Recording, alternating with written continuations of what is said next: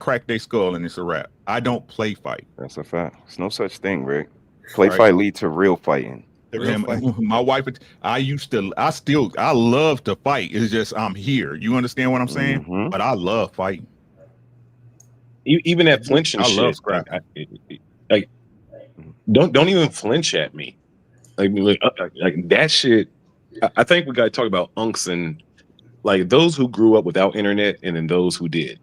I think because they'll call 30-year-olds unks now. I think if you grew up without internet, then that was our entertainment as kids. It was scrapping, and I think those who grew up with internet grew up, in the safety kind of like staying at home, and they watched violence, but they didn't really experience it.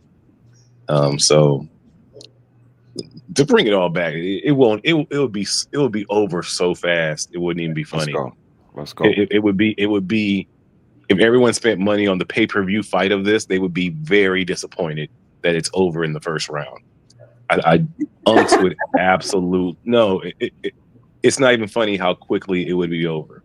And you can do the unks. We'll bring in the unks who's 55.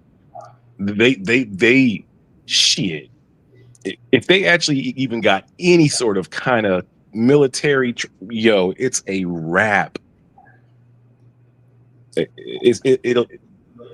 I'm just thinking about the sports minded brothers whatever. broke in Berlin. Like the sports was different when we came up. Basketball, boxing, football, the schematics, the hits, the level of players was a little different. They may argue that it may be better now, but the level of physicality, agility, like those things, they lack those things, and that's evident. So those are the things that's going to matter on, on the field. I just got in trouble today at the where I mentor with the kids here because I taught them wall ball. With the tennis ball, and you throw it at the wall, you got to catch it. If you miss the ball, then they throw the tennis ball at you. Yeah, like call it. I thought that was in New York. I thought that was a fun game. The kids were the head lady who was like, she's like, you can't do. And I'm like, what are you talking about? What's violent about this? And she's like, no, the kids might have a and I'm like, from wall ball. I can't teach the kids wall ball. I had to break it down. Like it helps with the coordination, and I had to do this I had to make up a bunch of bullshit to say like the actual applications of why wall ball is important. I was literally freestyling, but I was just like, you got to let these boys have something with some sort of. I mean, just an example like that, like. If we were to examine that, something like wall ball, like I said, we call it flies up in New York, but it's the same concept, like throwing a ball against a wall, and then the boys got to kind of catch it, and then we move on from there. But the timing, the hand-eye coordination, the competition level, a little bit of physicality, you might have to move somebody out of your way, and that's what they think, and they're so umbrella-ish, you know what I mean? Like we are an umbrella society. For kids we really don't care about, because when it come time to feed them, when it come time to talk to them, when it come time to teach them to read, when it come time to teach them how to interact with each other, like we fall short there, but we are really high on saying we love them and saying we want to protect them and telling you don't do this, that, and the other with them because they're children. So for me, you got to kind of see through the smoke and mirrors, but at the same time, be politically correct. So again, fellas, it's a gray area we got to operate in. And that's what we talking about in these boxes. Like it starts to become smaller and smaller, the area that we can operate in, especially it got to be gray. It got to be politically correct. It got to be verbally correct for everybody. Like the walls are closing in and nobody's asking the men how they feel about it. Sorry for being so long-winded, y'all. No, that was perfect because I'll make this real quick and then you guys can chime in. She was literally saying like, well, can you do the game without throwing the ball at the child? I'm like, no, that's the motivation. The children get the motivation to not drop the ball, or they got to run to the wall and hurry up. That's the part. That's the best part of the game.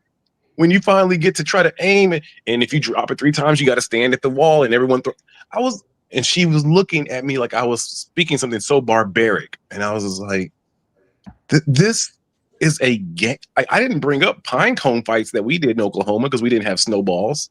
Like I was just like, this is a very child. I learned this game at 7 years old, and these are teenagers. They're not hurt, but I think sometimes mothers want to protect their kids from masculinity or competition in a way that really emasculates them. And I don't know if they're doing that on purpose or if they're just doing that because they're programmed to do this. But it's very difficult to try to motivate and mentor young Black teens without bringing in some sort of physicality or some sort of, you know what I mean? So, yeah. So I have a clip. This might trigger some if you guys are in, if you're married or have a lady. Okay. God damn, sis. I saw something. Okay. Another spider. Play a game. You gotta guess the food, the flavor of the food. To taste the flavor of the food. You ready?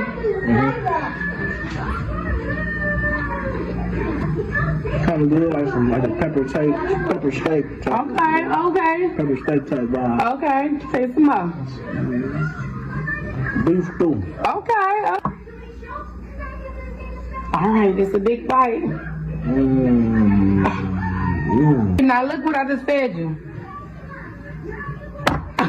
What the fuck, dog?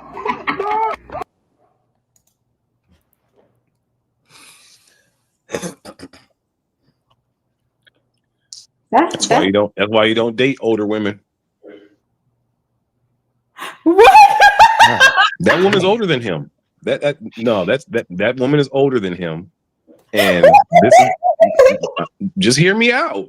Okay. That woman's old. She looks at him like a son or like an auntie to it. Like that ain't no real. Am I bugging y'all or what do y'all think? That First of dynamic. all, I ain't putting no blindfold for shit.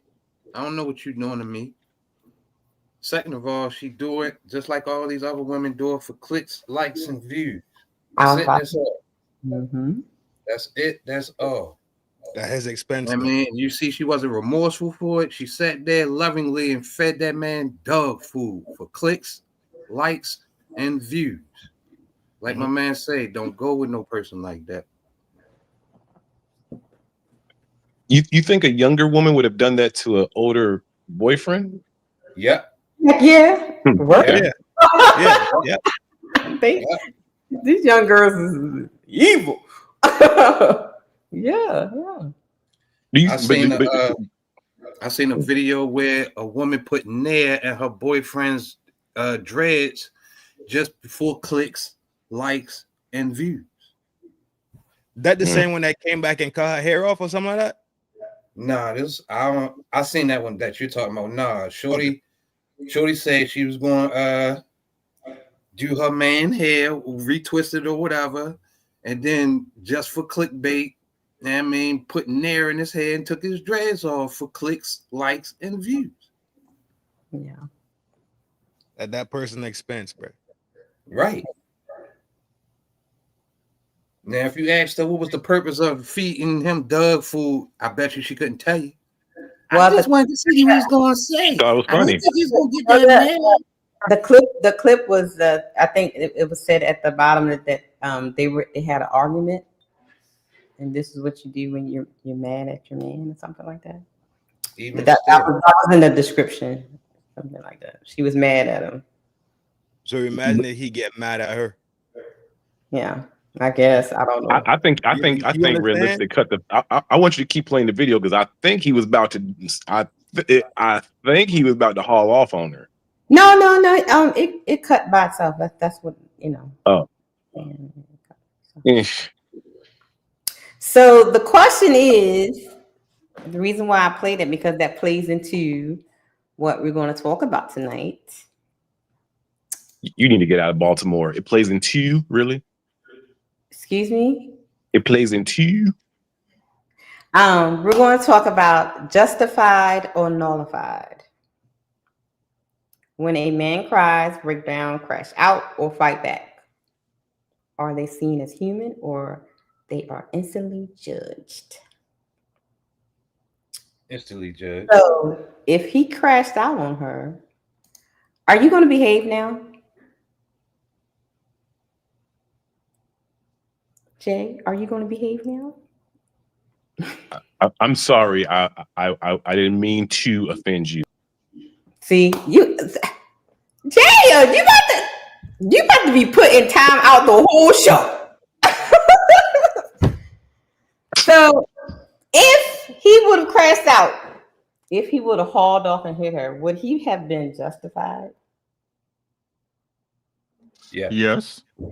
Yes. Yes. No, he wouldn't be justified. You know, society would completely I don't give destroy a fuck him. about society. Yeah. Yes. Yeah, I don't care what We're society. just talking about justified.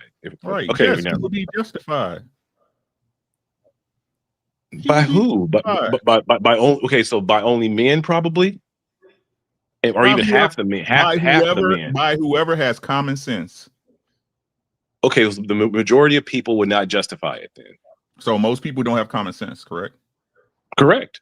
Okay, just want to make sure we agree. Oh, I absolutely agree. Most people don't have common sense, but most people in society would say that he is not justified in crashing out or smacking her up for that. He would be deemed the monster. He would deal with the consequences, and she would be the victim. That's fine. Yeah, I see what you're saying, but she still violated that man. So there's this saying where you can't tell me how to retaliate after you violate me. Mm-hmm. You can't tell me now I gotta make you eat dog food the same way you made me eat dog food, because that's an even playing field, right? Mm-hmm. Yes, That would be even alchemy. Yes, that man mind could take lava brain, right?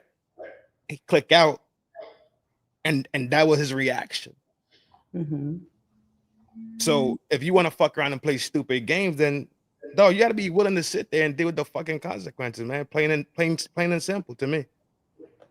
what would be the consequences for her? We're not talking about her. She's the one that fed him the dog food. I'm just asking, we know what the consequences for him would be. What would be the consequences for her? For her feeding him the dog food. Yes. The consequence would be his reaction. Okay. Mm-hmm. So amongst men, would you say they would say he's justified in his reaction if he crashed out on her? Crashing out mean he smacked her up, or crashing out he yelled at her and got all loud? Which one? Let's go There's with a difference. The simple fact that a man defending himself to some bullshit is called a crash out. Let y'all know what the fuck it really is. Right. Mm-hmm. Why am I a crash out? Because I'm responding to you disrespecting me. Why am I crashing out? Because I'm responding to you being an asshole. Why am I a crash out? Because I'm responding to you feeding me dog food. You betrayed my trust. But you're a man, Uncle Ricky, and you I shouldn't. don't give a fuck. I keep trying. I'm just telling you what society will tell you. You can It tell ain't me whatever. That's the difference between me and most people. I don't give a fuck what people outside my four walls think. I could give a good goddamn. If you don't like what I believe, come talk to me about it or fight me about it. Which one you want to do? Okay, so when the police come because of you doing whatever you've done, and then you go in front of the judge to try to explain what you've done. That's all fine and dandy. I'll tell the judge exactly what I did, and when I get back, she'll be getting the fuck up out my house and taking whatever she had with her. And that's what I'm talking about. It's like they could do anything they want with no justification. Our stuff gets done to us. We crashing out. We doing this. There are words for us, but they get the regular terms for them, which is barely nothing. To the point they where get to always be the victim. Right. Always 24/7. Whereas though, like I say, a woman could be beating on a man. Ain't nobody staying there or trying to help that man with nothing. A man ready to raise his hand, here come the whole army. People that she don't even know. People that you don't even know. Mm-hmm. The world ain't designed with men in mind, though. Even though men design the world, we design the world with women and children in mind. Even under the court system, it's designed to protect women and children more than it's made to protect men. Even though we swear to God, we all live under the same constitutional law. It ain't that way, though. It's stats and facts already written. It's historically been written already. So severe on the marquee with it. Absolutely. They will always be. They've been the fairer sex. They've been the weaker sex on the planet. So they get treated like that. So when it does come time for them to have that accountability for what they did, that should go out the door. Man and woman, you cannot expect anything. You can expect to do anything to anybody and have no retaliation. Point blank. I agree. Period. I agree. Okay. Wait, okay. There's certain levels to joking around and pranking, and there are instances where a man or a woman, whatever, takes the joke. You know what I mean? Like there's some where people crash out, and it's like, hold on, man, like you out of pocket. The dog food one is not. I'm completely on. But what is a viable reason? What is a man allowed to do that's not going to get him ostracized by society in that situation? If someone does that to a man, what is his actual, where can he crash out without having to deal with consequences? You can. You're supposed to stay there, cursing at her, like it, and smile. To have a Coke and a smile. Nothing more, nothing less. Now, if it was a joke, so much of a joke or a prank or a get back, why did she have to record it? Why couldn't she just get a get back and let it be that? She wanted everybody to see that. So it's more about the embarrassment more than the prank. Yeah, basically. You're right. It's a way because she's mad at him for doing something wrong. I forgot what the headline was. For argument, bro. Okay. For an argument. So I gotta worry about my surroundings every time I'm around you. I don't know if you put shit in my food. I'm never eating nothing you cook ever again. No, I would say the relationship's over. It could be, but I'm saying I'm not eating nothing. You would go. If a woman did that to you, you would still stay with her? Hell no. It would have. I don't even eat women's spaghetti. Come on, man, you missing out. There's some good. You just I feel you though. Okay, Uncle Rick, let's go. I see you simmering over there, Uncle Rick. No, right? Yeah, go ahead, Uncle Rick. All right. Like, I'm a man, right? Listen to what I'm saying. But I don't hold back my first natural reaction for nobody. That's what's wrong with y'all. You know what I'm saying? I'm domesticated, but I'm not tame. Right? It's a difference. Yeah. This was crazy. This is what's crazy to me, right? This is what's crazy. You ask any mother who got some common sense that what they tell their sons. A woman stays in a woman place. If she don't put your hands on you, don't put your hands on her, right? Respect your, right? Right. What I'm saying is this, right? Everybody knows, bro.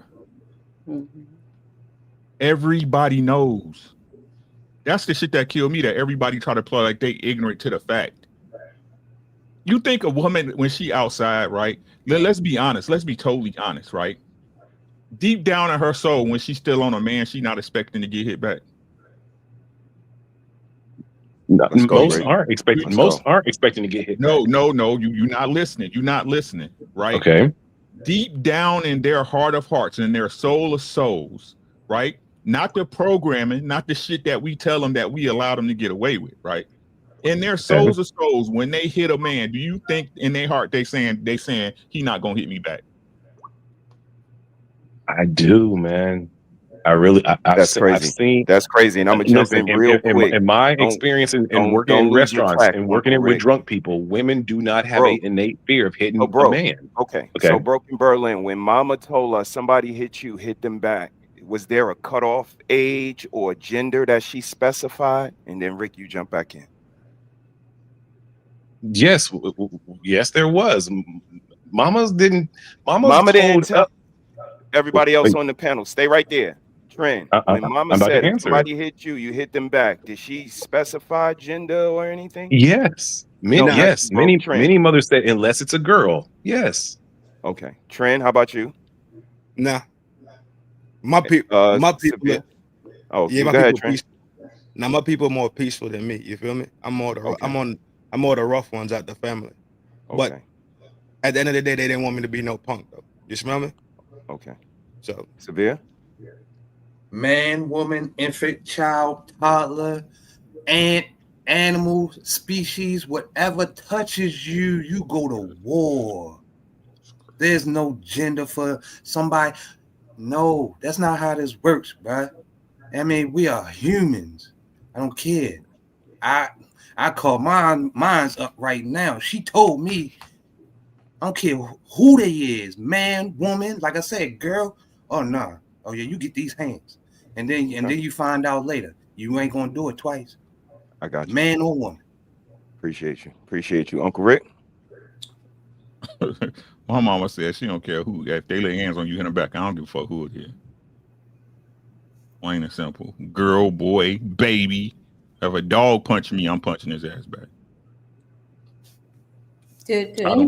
Anybody I don't understand this. I don't understand what people don't get about this. But hey, you got it, bro. No, some people were raised different. I was I was told if a girl hits you, you don't hit her back. That's why I don't argue. I got you. That's why I said, bro, I don't argue belief systems. That's your belief system. You got it. No, it's not my belief system. I'm just letting you know what I was taught. It's not why my belief system. Okay. So why are you arguing it? I'm not arguing it. I'm just giving he asked me the question of what I was taught, and I answered the question. I'm not arguing it. I got you. So your belief system changed over time, but sis got something she want to say. Absolutely, it changed over time as I started to work in restaurants and bars my entire life and seeing how women, when they were drunk, start to really attack men. And I had to break up fights and get women out of the restaurants. It changed because I realized that you can't speak to drunk women and get them to do so. You have to be physical, at least grab them and get them out. Okay. So my belief system had to change. Copy. Appreciate that, bro. Sis? Yes, thank you. Somebody in the back, Gordon Gartrell. Okay, Gordon Gartrell. Can you show us? That might be us. That sounds like a name he would use, but we still got to see him just for the record. Can you wave just real quick, Gordon Gartrell? That sounds like a name us would use, though. And he's on mute, so I don't know. If a female friend or a female friend of your son, a Red Lipstick, did that to him as a prank, what would you tell him to do? Guys. Say what? Don't ask me that question. I did.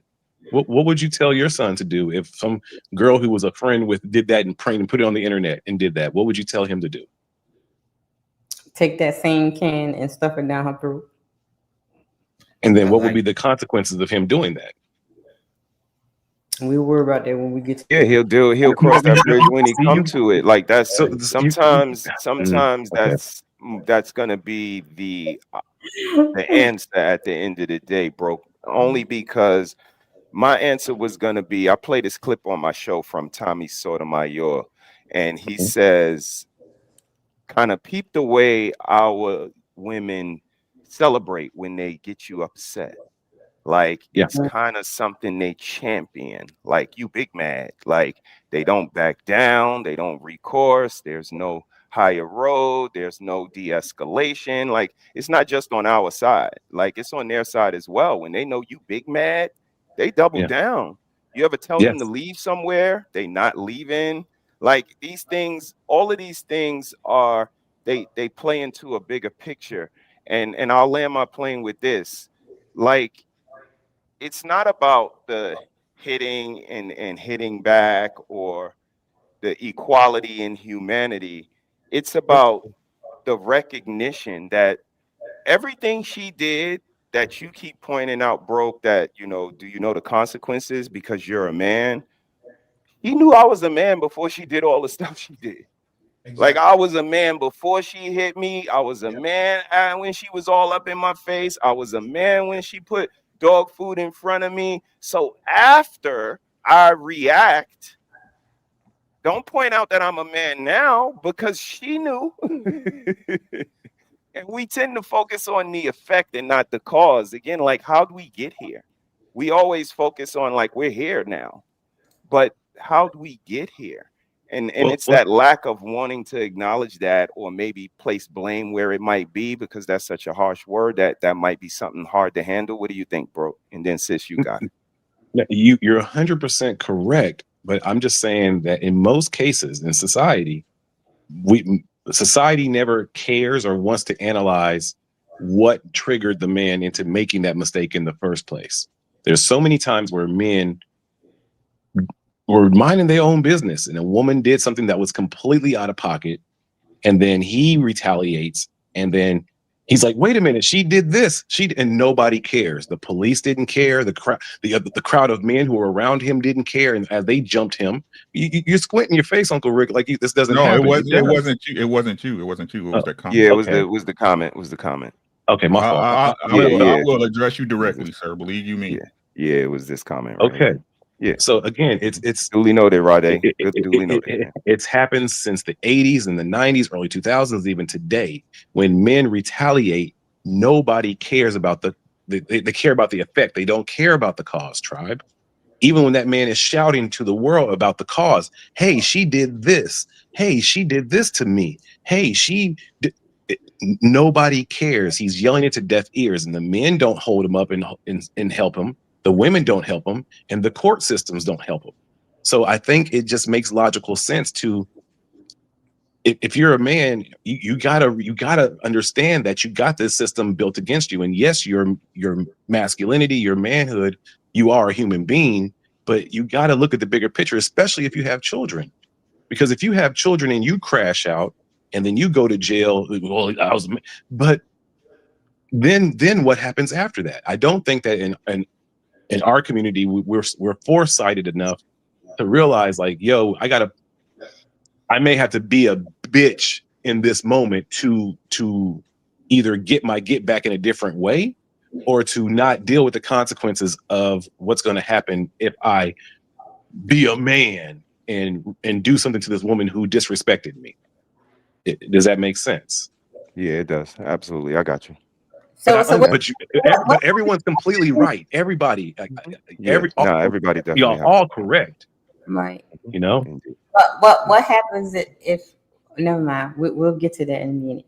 Okay. But what do you want your son to do, Pretty Red, if that happens to him? He said already. He answered. Okay, so again, so now what will be the consequence of that? You said we'll figure that out when he gets there. Okay, now we're there. Mm-hmm. His consequences are he's in jail.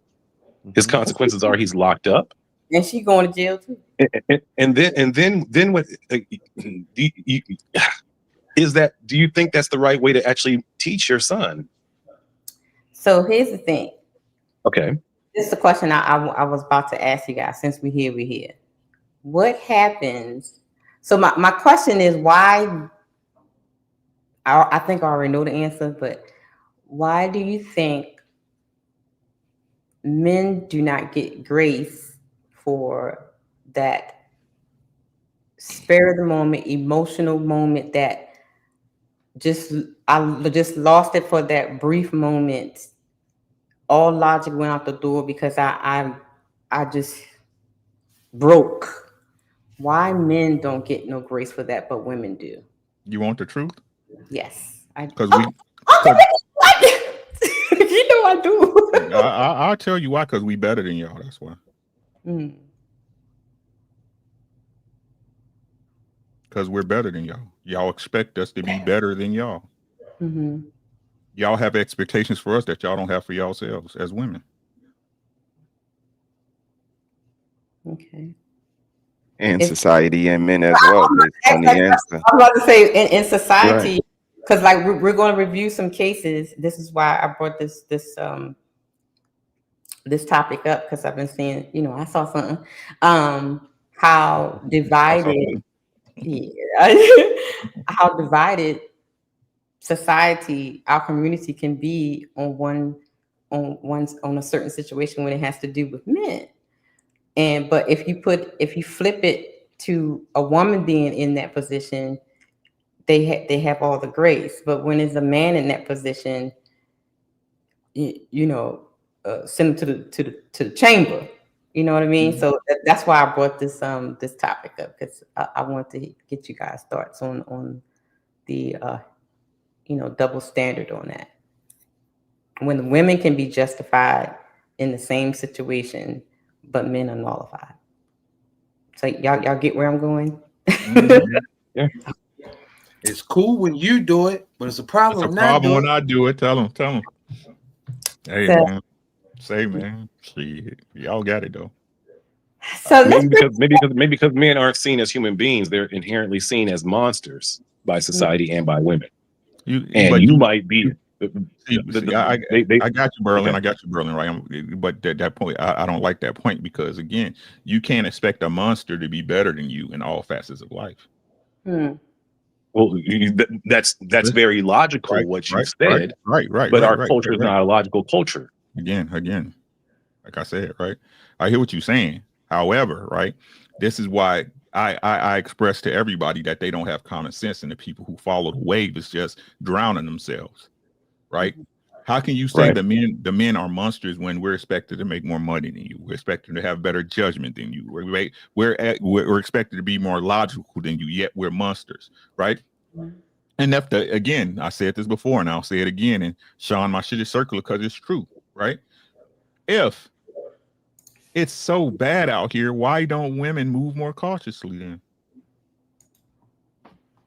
If it's so bad. Everything isn't it crazy how they can give us extreme these women getting attacked and we get great and we can't, but they still out here getting in people's trucks at 3 a.m. that they don't know. Yeah. If men are such monsters, they still willing to get into the face of a monster and yell and put their face and finger in the They liars, bro. They wake up with something. They wake up thinking of something to lie about, bro. This entire thing is a lie. They say women are the romantic ones when it's really the men, right? They say women want marriage when it's really the men, right? They say women are more nurturing to the children when it's really the men. Yeah. Yes. In fact, I'll say it's even women are only empathetic to other women and gay men. They are not empathetic to straight men unless it's someone in their family, and that's maybe. I don't. Can we get back on? I don't want to get on the ladies. That's not. I mean, we absolutely know, and that's why Sis named this blueprint to a man's thoughts, not blueprint to society thoughts, not blueprint to everybody else except us. Think about what's gonna happen to you because you're a man.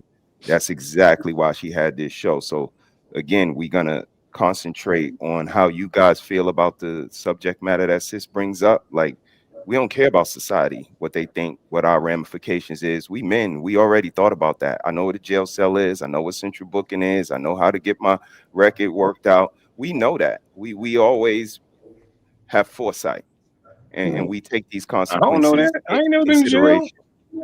Yeah, and me neither. Tom from Boondocks because is my we spirit took animal. it into consideration. He ain't never been to jail.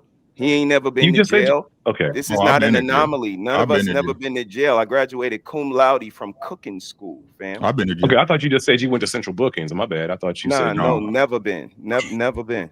So again, wait, what did you just say? I've never been to jail. Never. That's not. No, I've never been. The sentence right before that, you didn't say you've been to Central Bookings. You didn't just say that.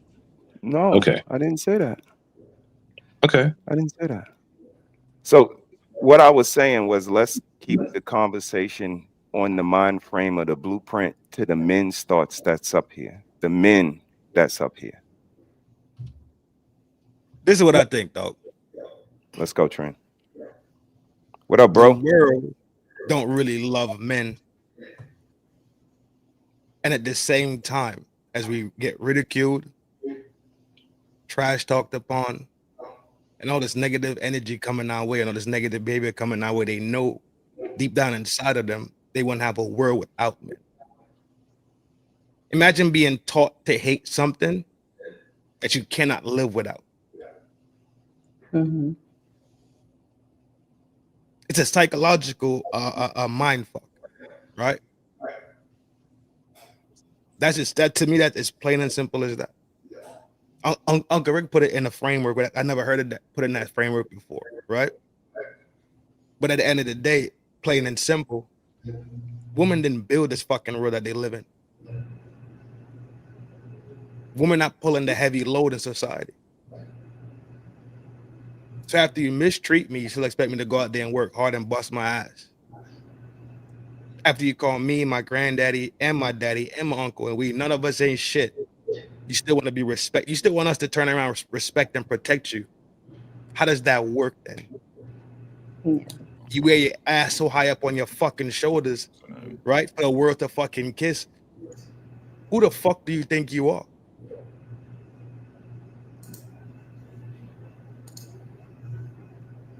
We grew up knowing this shit. We grew up knowing this shit.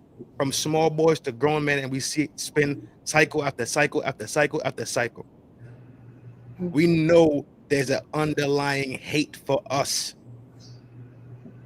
We know this. All right, let's welcome Hoss to the panel. Salute, home. Salute, bro. Just a reminder, you guys, we have a goal for the Cash Apps. AOS was the Cash Apps and 15 memberships. And I think I just got all the memberships. You fell in love with my avatar, that's sweet. Now fall into my Cash App at Red Lipstick Vibes. Legs, I don't walk. I roll into rooms and shut them down. Don't forget to support the Paper Towel Fund on Cash App, Red Lipstick Vibes. All right, I have a clip. So we're about to talk about one situation where you have some people who's kind of divided. And it's about a young man who's about to be put on child support. Here we go. I'm gonna need all my shit too whenever you drop my son off with my mom. Okay. And don't think none of this shit sweet. I'm dead ass. So we done? Yeah. And your child support, all that shit. You wanna put me on child support, all that. And while you recording me, I want this video recording to get me clear as day. And I'm in my right mind. I will kill you and my son, anybody, since you put me on child support. Don't come near me. Okay. And y'all will have y'all money and shit. Okay. Bye. You don't give a fuck. All you do is fuck other men. Bro, can I go food? Yes. Go have fun with your other men.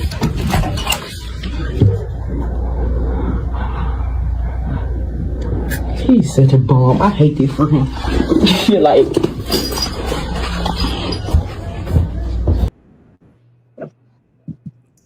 All right. Justified or nullified? What you guys think? Justified.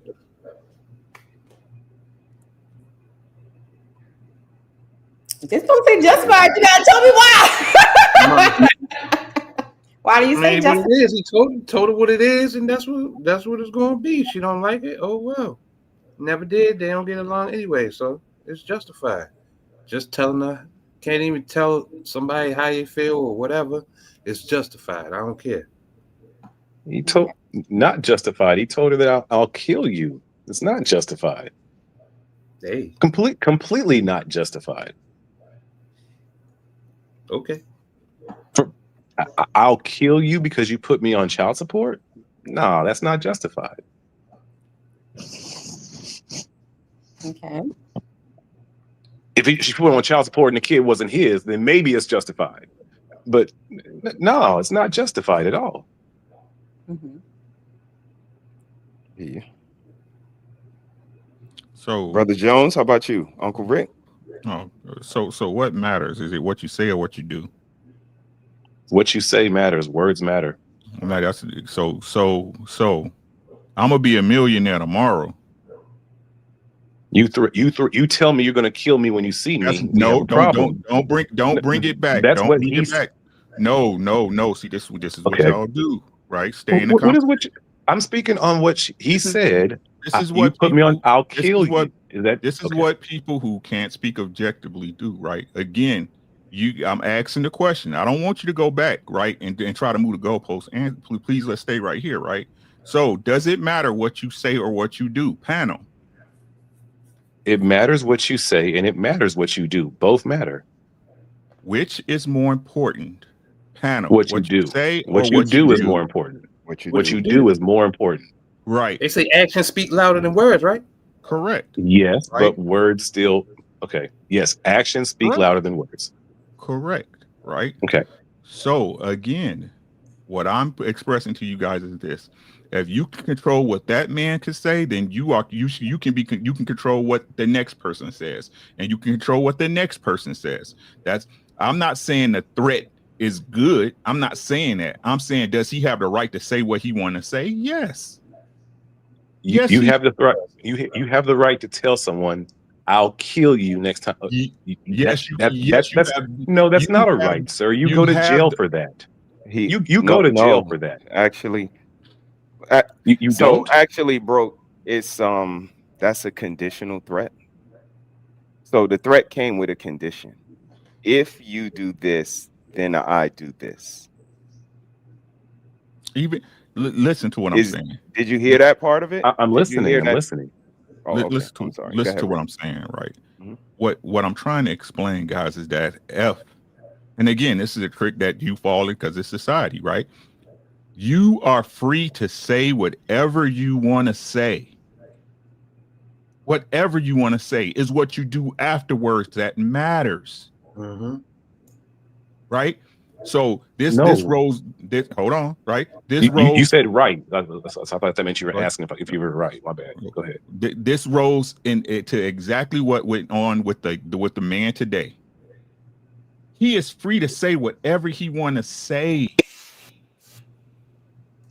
He is free to say whatever he wants to say. It's that thinking that got him pew today. You can't say that. Your thoughts can't be that. Your thoughts can't be different. You can't say what you want to say. It's what you do that matters. Your words is just that, lip service. What we're doing right now is playing lip service. I can tell y'all this shit all day. I can tell y'all, oh, Uncle Rick that, and I love my wife. But if y'all came here and saw I beat my wife and threw her in the basement and had 12 bitches in the house, y'all be like, Uncle Rick ain't shit. But you love your wife. Thank you. You see what I'm saying? It's not what you say, it's what the fuck you do, which solidifies. That's can she not get a restraining order on him because of what he said? It's a question, yes or no. I don't think so. I don't think she could. I don't think she could. Again, I think it's a conditional threat, broke. Maybe we need to play the clip again. He's going to kill her, or he didn't say he's going to delete her the next time he sees her. He said, if you put me on child support, I'm going to kill you. That is correct. So again, if you're putting me, she's already in the process of putting him on child support. She's already started the process. He's saying, if you're okay, you go ahead. No, you go ahead. You go ahead. She's already started the process, or we can play the clip again.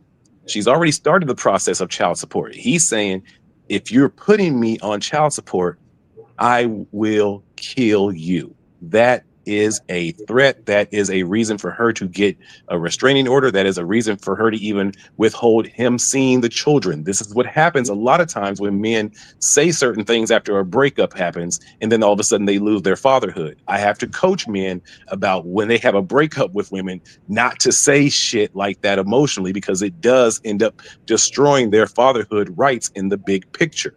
So okay, what I have the video. We're gonna let's look at it one more time, okay? Okay.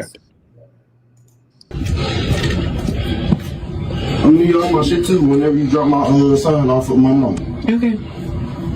Okay, so if you read down, it says, it looks like she said, I have a U-Haul, restraining order, full custody. This is not a drill.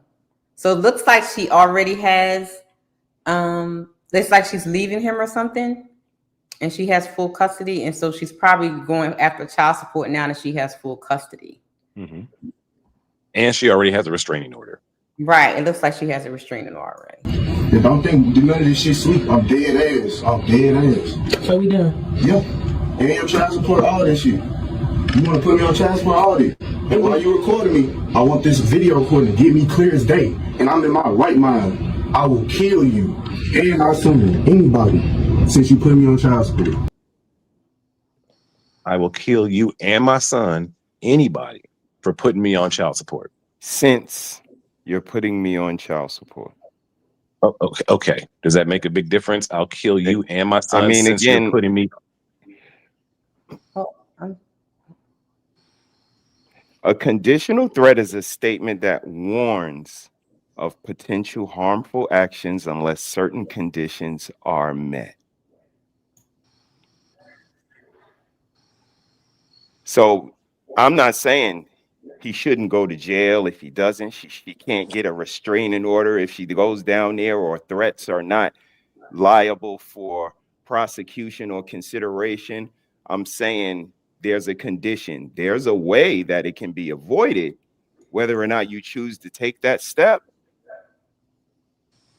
that's on you. But the road could be avoided. Would you agree? The only way the road would be avoided is by her not putting him on child support. Is that a viable option? To It be is very avoided? much a viable option, but it's So not a it's a viable option. conditional threat. It's only a conditional threat. Again, I'm not saying it's not a threat. I'm saying it has a condition. And in order for But the the threat to conditions be already completed, the happened. condition has to be met. No, it's not, because it has to be. He said if you continue, or if you do, or whatever wording he used to say, if you take this to completion, then that would be the result. Am I mistaken? I believe you are. Okay. But I could also be wrong. I look at it as it is he threatened not just her, he threatened his own son, and he said he's in his right mind. Any lawyer will see that, and that's an easy case. Am I tripping? I don't think so. TJ, what up, broski? What up, TJ? The house. Thank you for being here. I'm not arguing. I'm sorry, TJ. What's good, bro? Arguing what's popping. I'm not arguing what's right or wrong, my boy. Right? I'm arguing the right to be able to say what the fuck you want. Exactly. That part. You're allowed to say what the fuck you want, but you also have to deal with the consequences for saying what the fuck you want. I never said that. We covered that earlier, correct? We tried. Didn't I cover that earlier?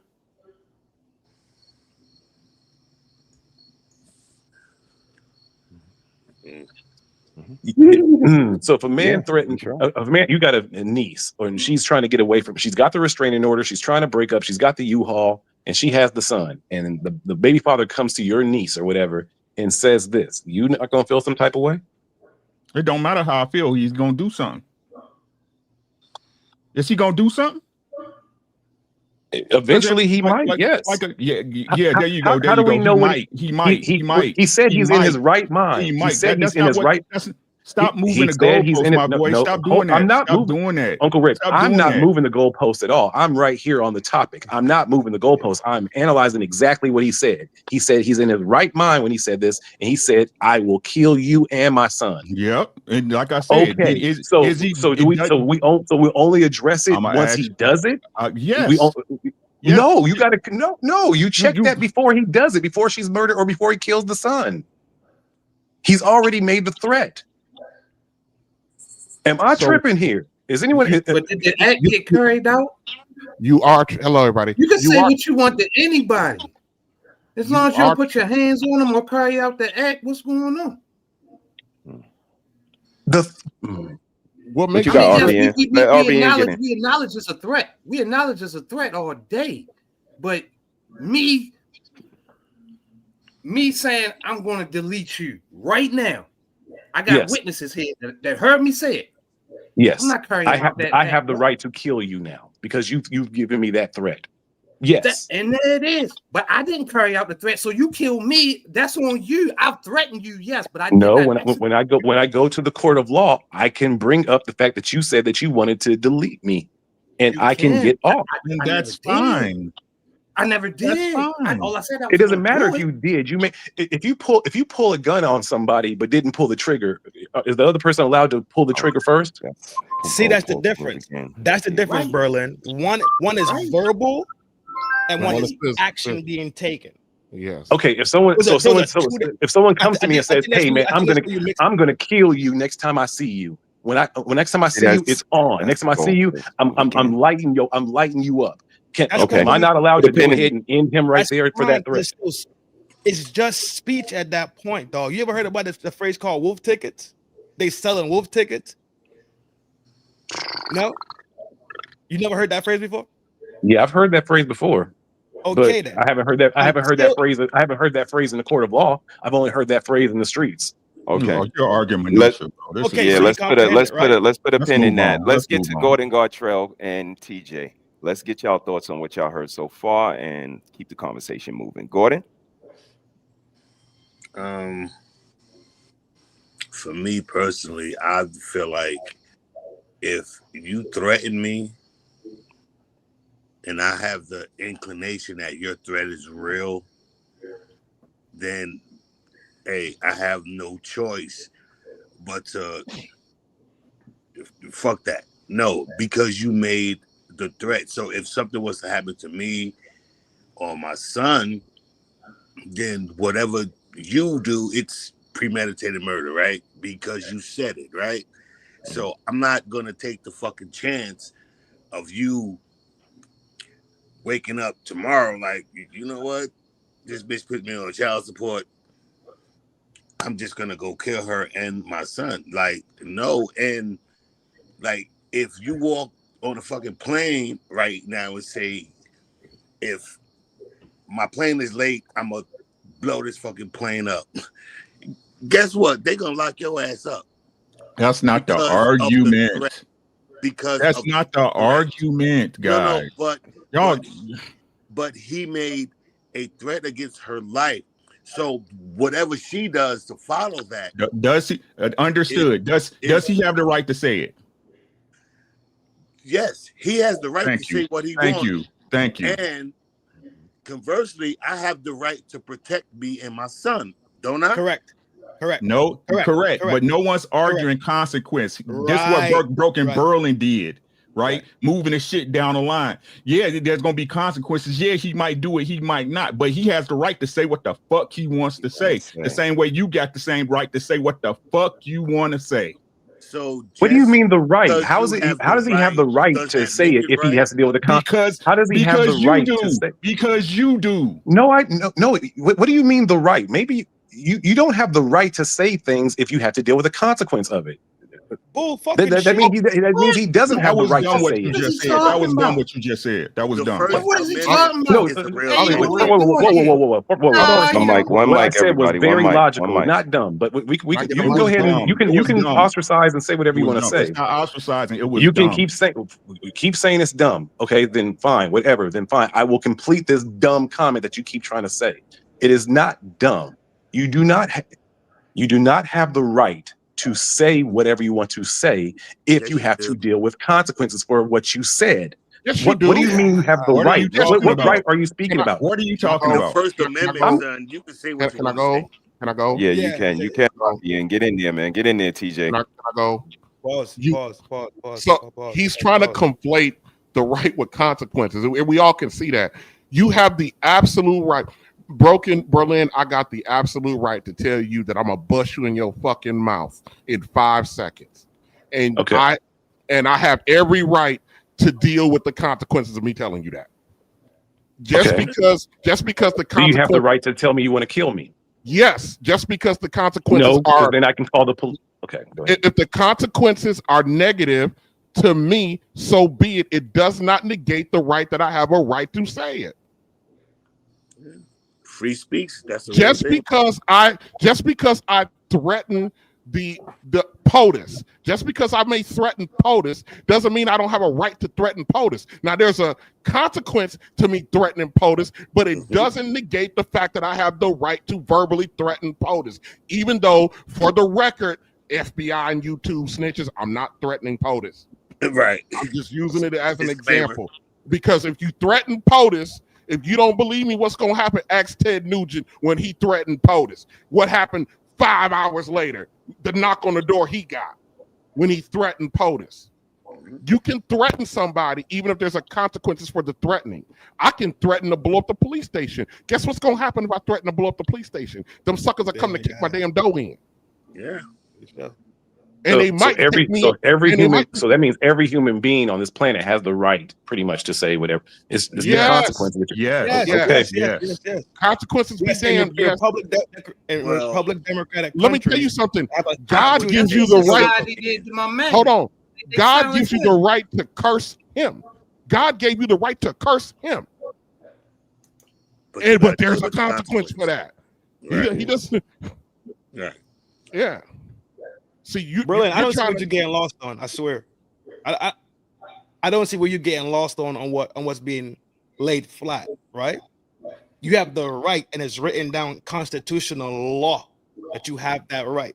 Just like 5 is to shut the fuck up, right? And not incriminate yourself, and 4 is for search and seizures, right? And 2 is to have arms, right? These are written laws for the land.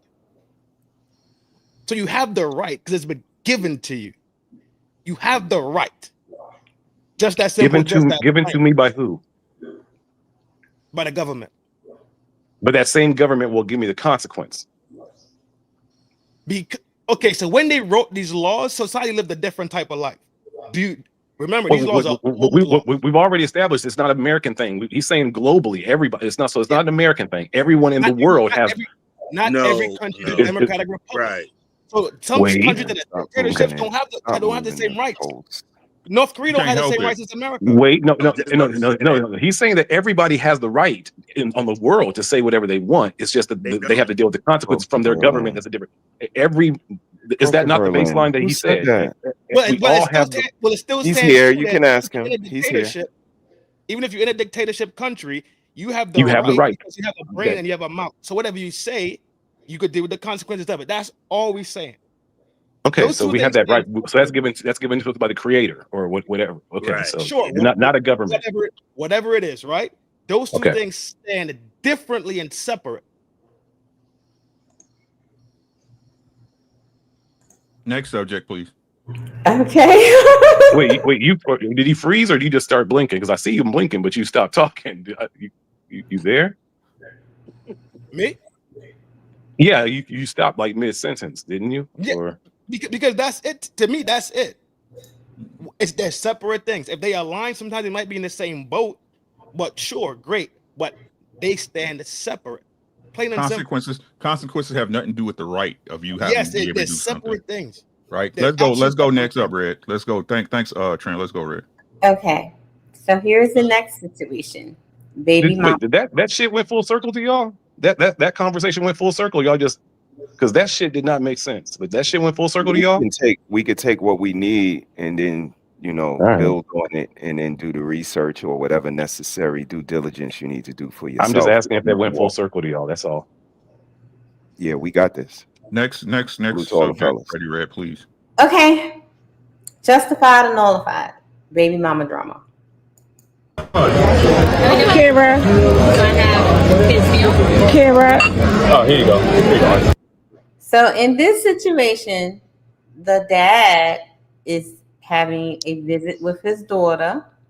They went out to dinner, and baby mama, the wildebeest, shows up at the dinner because he's at the dinner with his other family. Okay, here we go. Thank you. Appreciate It's visitation time, honey. Like that's what you need to understand. Okay, and I'm understanding that. So why are you still here? Because I can be. No, you can't. Honestly. So I'm not going nowhere. So that's cool. Y'all having your visitation. All right. Yeah, okay. So when Erica come back. Now, was y'all supposed to go to the mall? Was y'all supposed to go to the mall? I don't know what the plan is now. The plan was dinner. Dinner? Yes. A supervised dinner? No, it wasn't no supervised dinner. It's never clarified, supervised, unsupervised. All right, so why are you still here? Because it's going to be supervised. That's not so cool. Okay. Kira, okay. No, you're not going to do that. It's a good vibe. Baby happy. She ain't kicking and hollering and screaming. She ain't kicking and hollering, none of that. I'm so glad. So go away. I'm talking to you. So Karen, I'm talking to you. So wait. Come on. We gotta keep the peace. This is co-parenting. You gotta learn to co-parent. So let's keep the peace. She's not even supposed to be here. Yep. It doesn't specify. It doesn't specify. Okay. It don't matter. It don't matter. So You're not supposed to be here. That's a supervised visitation. So it's a happy vibe. So y'all could go back up to the board. If we go to the mall, because we got time to go to the mall, right? Y'all gonna come to the mall with us? I thought the mall was Sunday. That was what me and Erica talked about. Okay, so we're not doing the mall today. Y'all talked about you wasn't supposed to be here. You still here, right? I'm talking to you. All right, but I'm talking to you. Okay. So Kira, everything was good. Okay, so when we get finished eating, we gotta come past y'all. So we're gonna keep everything on a keep even keel, okay? So everything was good, everything vibed. So you and your mom, y'all wanna Justified, nullified. Nah, get the fuck out of here. The baby mama being justified, or what part are you asking? We're talking about the man, how he's expressing himself at the table. Oh, completely justified. He had the 100% justified. He had the right to express himself, right? It's not even because of that. It's because she's completely out of pocket, and it's child's time. She doesn't need to be there micromanaging it. That's my position. Not because he has the right to say what he wants to say. No, he's completely justified in saying it because, again, it's his father's time. She doesn't need to be there. The court's not saying that she needs to be the one that's the supervising overseer of the child's time. It's not her role. She's completely out of pocket. He's completely justified in calling that out. He should. The girlfriend's trying to keep the peace. He's completely justified in damn near almost crashing out. I'd have got the big bitch a 20 piece because that's all she wanted anyway. Keep it pushing. Keep it pushing. Can't go your 20 piece. So question. Did the baby mama have a right to be there? No. No. Why not? Wait. No. Wait. She did. No, she didn't have a right. Ah, shit. Yes, No, she didn't have a right to be there. No, she didn't. Why not? Why not? It's a restaurant. She can be there. Yeah. Okay, you can be there, but be over there, not here. Says who? He don't own a restaurant. I don't. That's public. See, public. You're like grasping at straws. If it's my time, it's my time. Am I hitting the kid, slapping the kid, punching the kid? No. No. See. This is what y'all do. Stay where I'm at. Stay where I'm at. I don't give a fuck about your feelings. I'm asking you a question. Does she have a right to be there? No. Why not? It's because she does. It's a public restaurant. That's a public restaurant, bro. I understand all that. The public restaurant, she come be there. Public over there. Be public over there. I don't need you over here. If I'm sitting over here fucking my kid, but she's not there for the right reason to say, hey, blah, blah, blah. No, she's here to screw up what him and his new girlfriend have. She's not there for the right reason. If she just there to say, hey, blah, blah, blah, hey, son or daughter, and move the fuck on. But she's not doing that. She's you there want to cause right. trouble. You want her to participate the way you want her to, especially in that's supposed to be his time, right? You want her to stay within boundaries and do how you believe it should be done, correct? How the judge maybe said it's supposed to be done? How the court see what the fuck I'm talking about? Answer the goddamn question, nigga. Well, that. Wait, why are you calling me the N-word? Wait, whoa, Uncle Rick, I've never once called you out your name. Don't do this. There's no reason to. If we have a difference of opinions, then that's no problem. But there's no reason to call me outside my name. Have I ever disrespected you in that way? Have I ever disrespected you in that way, sir? Have I ever disrespected you in that way? Yeah, sometimes less is more, homie. No, you haven't. Answer the question. Then please don't give that to me. No, you haven't. Answer the question. Where I am, me personally, I'm trying to answer. Just because you don't agree does not mean that I'm a fucking nigga, right? I'm just saying, if it's my time with my kid, right? Well, our kid, and we're at a restaurant, and you just so happen to see us, right? Yes, respectfully come through, say, hey, how y'all doing, right? But she's not there to do that. She's there because she sees him with like his girl or whoever that may be, right? And she's not there to be respectful. She's there to stir up stuff and things like that. And is that called for? No, it's really not called for. Hey, we're good. I will drop him or her off whenever, right?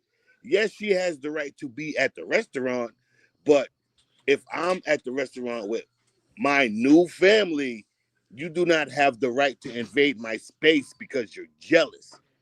Keep it pushing. And shout out to his girl for like trying to, you know what I'm saying, be cordial, because I'm sure she wanted to put hands on her, but she didn't, right? So somebody has to be the grown up. And clearly it wasn't the baby mama. And like I said, I dropped her off. Hey, your 20 piece is at the bar. Go away. Got you. Appreciate you, bro. Rick? I ain't got nothing else to say. TJ? I'm not even sure what the question is anymore. Lord Jesus. So the clip, do you think it was, justified that the young man behaved in that fashion, used the rhetoric and the jargon that he did, or do you think something different? I don't know. I mean, I'm trying to sit there. I got a very similar personality type for my daughter's mother. So I'm sitting there trying to figure out, how I would react in that situation. Yeah, I mean, I think he was justified, but my overall feeling is he brought that shit on himself by having a baby with that wildebeest. So, I mean, Lord, so, I don't feel sorry for him at all. He bought that shit lock, stock, and barrel. So I don't feel sorry for him at all. At all. But see, when this is that was just an exercise in what happens when you do stuff upside down and backwards. Mm-hmm. The mere fact that this woman feels like she has the right to control something that's only 50% hers is beyond me. And that's my whole point. Is beyond me. But like I said, yeah, he has a right to react. It looked like he was on the verge of crashing out if it wasn't for the lady that he was with. Mm-hmm. And it looked like that he was on the verge of crashing out with that baby in his hand. I'll be more concerned about how he needs to probably try to regulate how he knows that wildebeest is out of control when she shows up. So if you know that she's had the propensity to be like that, you should prepare for that. You should not be responding with the same, as the young folks like to call it, the same amount of energy. You shouldn't be doing that. You know what I mean? When you know what time it is with this person. Appreciate that, fellas. Anybody so else? What would your solution be? What, for him just take the bill, take and everyone just leave? That would probably be your solution. What, just to get up and leave? What would be your solution for him in that situation? Because she was blocking the door, the aisle, and the sun, so he couldn't go nowhere. What would your solution be for him? Huh? What would your solution be for him to do? Sit there in that situation. For him, his solution: sit there and take it. Yeah. What can he do? Even though, no matter how out of order that woman was, if he got busy with her in that environment, it wouldn't have mattered how out of order that woman was. He was going down for it. It wouldn't have mattered, especially in the public setting. He was going down for it. And they would have got him for endangering a child because he was holding the child in his hand, and he's the one. They would look at him as the responsible party, even though Mama Wildebeest got out of pocket. Indeed. I don't even know how did she know that they were going there? Did she follow him? Or I don't understand none of that. I think when she seemed to have the itinerary of what was happening for the weekend, because she was like, there was a part where wait, I thought you guys were going to the mall Sunday. So it seemed like he had the child maybe for the weekend, and she has the itinerary of what they were doing.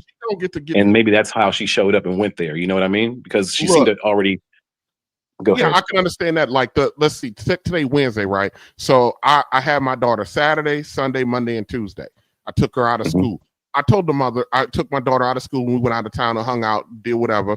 I told her, here's a general idea of what we're doing, but she doesn't get to call me on Sunday and go, hey, you guys you supposed to be at the aquarium in Chicago and you over in Indianapolis. What's up with that? I wish that like hell she would. because that would be a short-lived conversation. You don't get to, which I've had to have that conversation with my daughter's mom. You don't get to dictate to me nothing what I do with my daughter, because she didn't even want me to take her out of school. Take her out of school whenever the fuck I want to. I pay for it. My daughter in private school, and I pay for it. I take her where my daughter 342 miles away. If I want to show up tomorrow and take her out of school at 1 o'clock in the afternoon, that's what I'm gonna go do. I don't need permission. Now, you know, a lot of these guys defer to these women as if they're not just as an equal parent to that damn child or not. I think they're deferring to the women in the courts. Huh? I think they're deferring to the women and the court.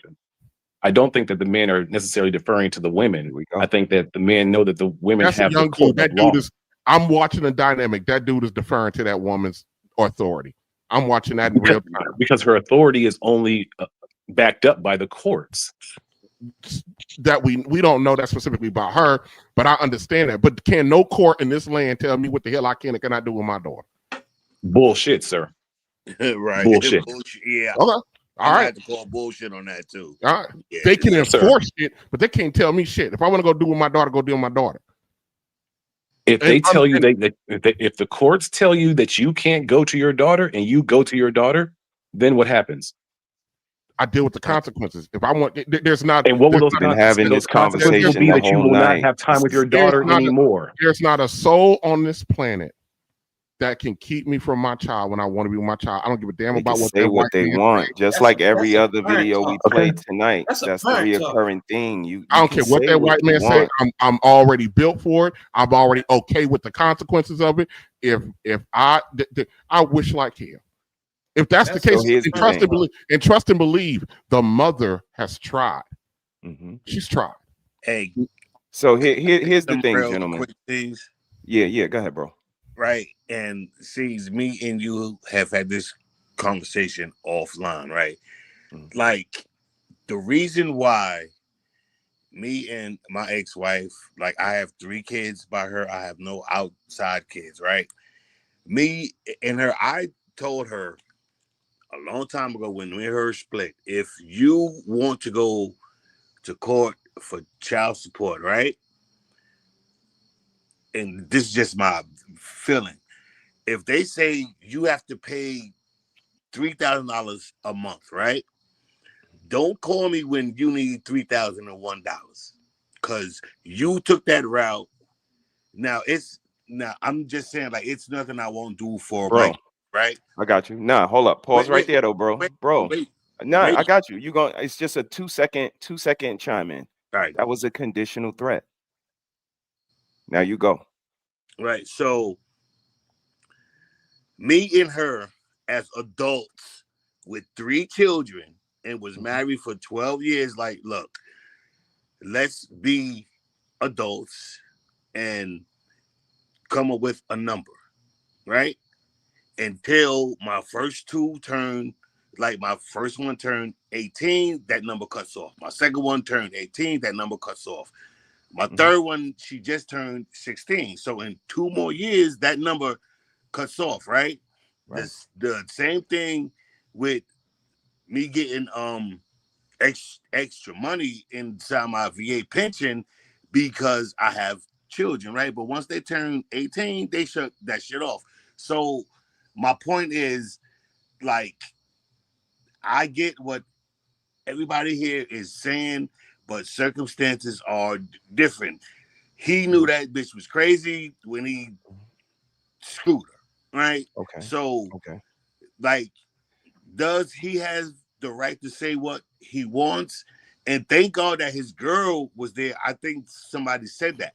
Like, his girl was trying to, like, shut that shit down. Like, let's be adults. And if the court says you're on child support, and you can, like, so you cannot leave the state if you're on child support without the mother or father's permission. Gotcha. You just can't. Gotcha. You know what I mean? So, but my question is, how the fuck, like somebody mentioned, how the fuck did she know where he was? Turn your location off. I got you.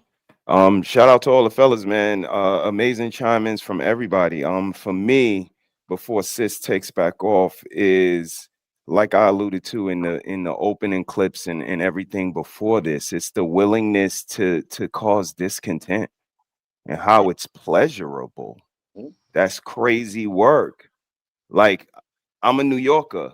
Yeah, it's a public place. Yeah, I got every right to be there, but why I want to be? Like, why I want to be looking at you and your boo have dinner? Like, it's a different type of personality in 2025 that sticks out to me. So, just the fact that she's there just to cause discontent, like just to go against the grain. And the more you tell her to leave, the more you try to acquiesce, or you could put her wings by the bar. No matter what you try to avoid one of those landmines, you gonna step on one. And that's what Rick be talking about. The control aspect is so many different layers that play into these dynamics that just the best way to get back at her is what he did. Get a pleasurable, agreeable, de-escalating type of woman, because that's what she's gonna lay in her bed at night and think about. Like, this bitch just would not get in the mud with me. No matter how I tried to rub them the wrong way, she threw that shit off, and she said, we gonna come see you later. Like, she was just, this is why we say when you find a wife, you find a good thing, because you find a girl like that. Yes, That's sir. why they're diamonds in the rough. Like, just be able to de-escalate, agreeable. Just don't want all of that nonsense on their time. This is how you know who they are. Yeah. So he kind of got the best get back, in my opinion, by having baby girl that rubbed her the wrong way. And She thought about that the whole time. So absolutely. I'm not sure how you guys feel about that. And sis, you jump back in. No, like, that's a perfect point, because let's all imagine if he had the opposite. Let's imagine if he had a chick that wasn't trying to be that. What if he had a chick that was even more animated than he was? Like, who's this bitch coming? Like, then what would the steps have been? It would have been an argument, and more than likely, he would have ended up having to deal with the consequences and losing some more of his father time because he had the wrong woman there with him. If he had a woman there that was, even if he didn't even get in the fight, even if the woman and the other woman got in a fight, he might have had to deal with the consequences of that, because again, the courts never understand men. So you're absolutely correct that he found a gem, because in most cases, those kind of altercations, if the woman's not talking about coach, like she's a co-parenting, she's using the word co-parenting. If it was just a random hood chick or a random any other chick, even a white chick, if it was a random modern day woman, that situation would have went haywire for him. Thank God he found a chick who understood what co-parenting is supposed to be. Thank God he had a chick that understood de-escalation, and thank God he had a chick that didn't get caught up in the disrespect that the woman was trying to give, and her taking that personally that ends up jeopardizing his fatherhood. Yeah. Anybody else want to move on to the next case study? I think you had said something. The guy that was just speaking, Broken Berlin. You in Germany? Yes. Yeah, my sister lives up there too. But so I think guys, like, we have the same amount of rights, but we don't look into our shit. We acquiesce to a lot of shit just to, like, save face and keep the peace. But men have a lot of fucking rights as well, and we just choose not to look into that shit. It's like, all right, if you want $5,000 a month, fuck it. Like, you have to justify why you want $5,000 a fucking month, right? Men have as much rights in court when it comes to custody and childcare and child support as women do, but we the type to just be like, you know what, it's not worth the bullshit. Fuck it.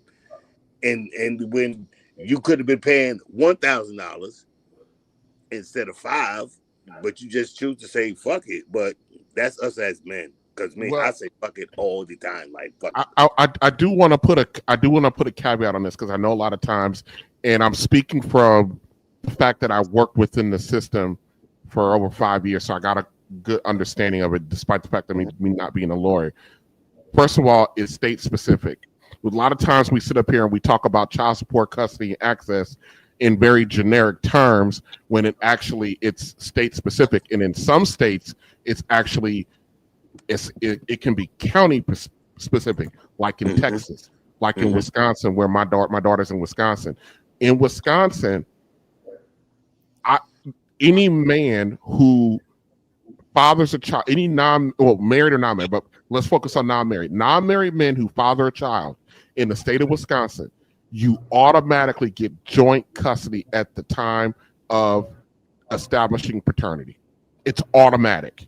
You ain't got to fight for it. You ain't got to ask for it. You are automatically given it by statutory law. And the reason why I know that is because the agency I work for, the agency that I was involved in the actual development of that law and advocacy of that law. And I was somebody that the former Speaker of the House, Paul Ryan, got on national TV and specifically called me a safe haven for deadbeat dads because I wanted fathers to have automatic joint custody of their children.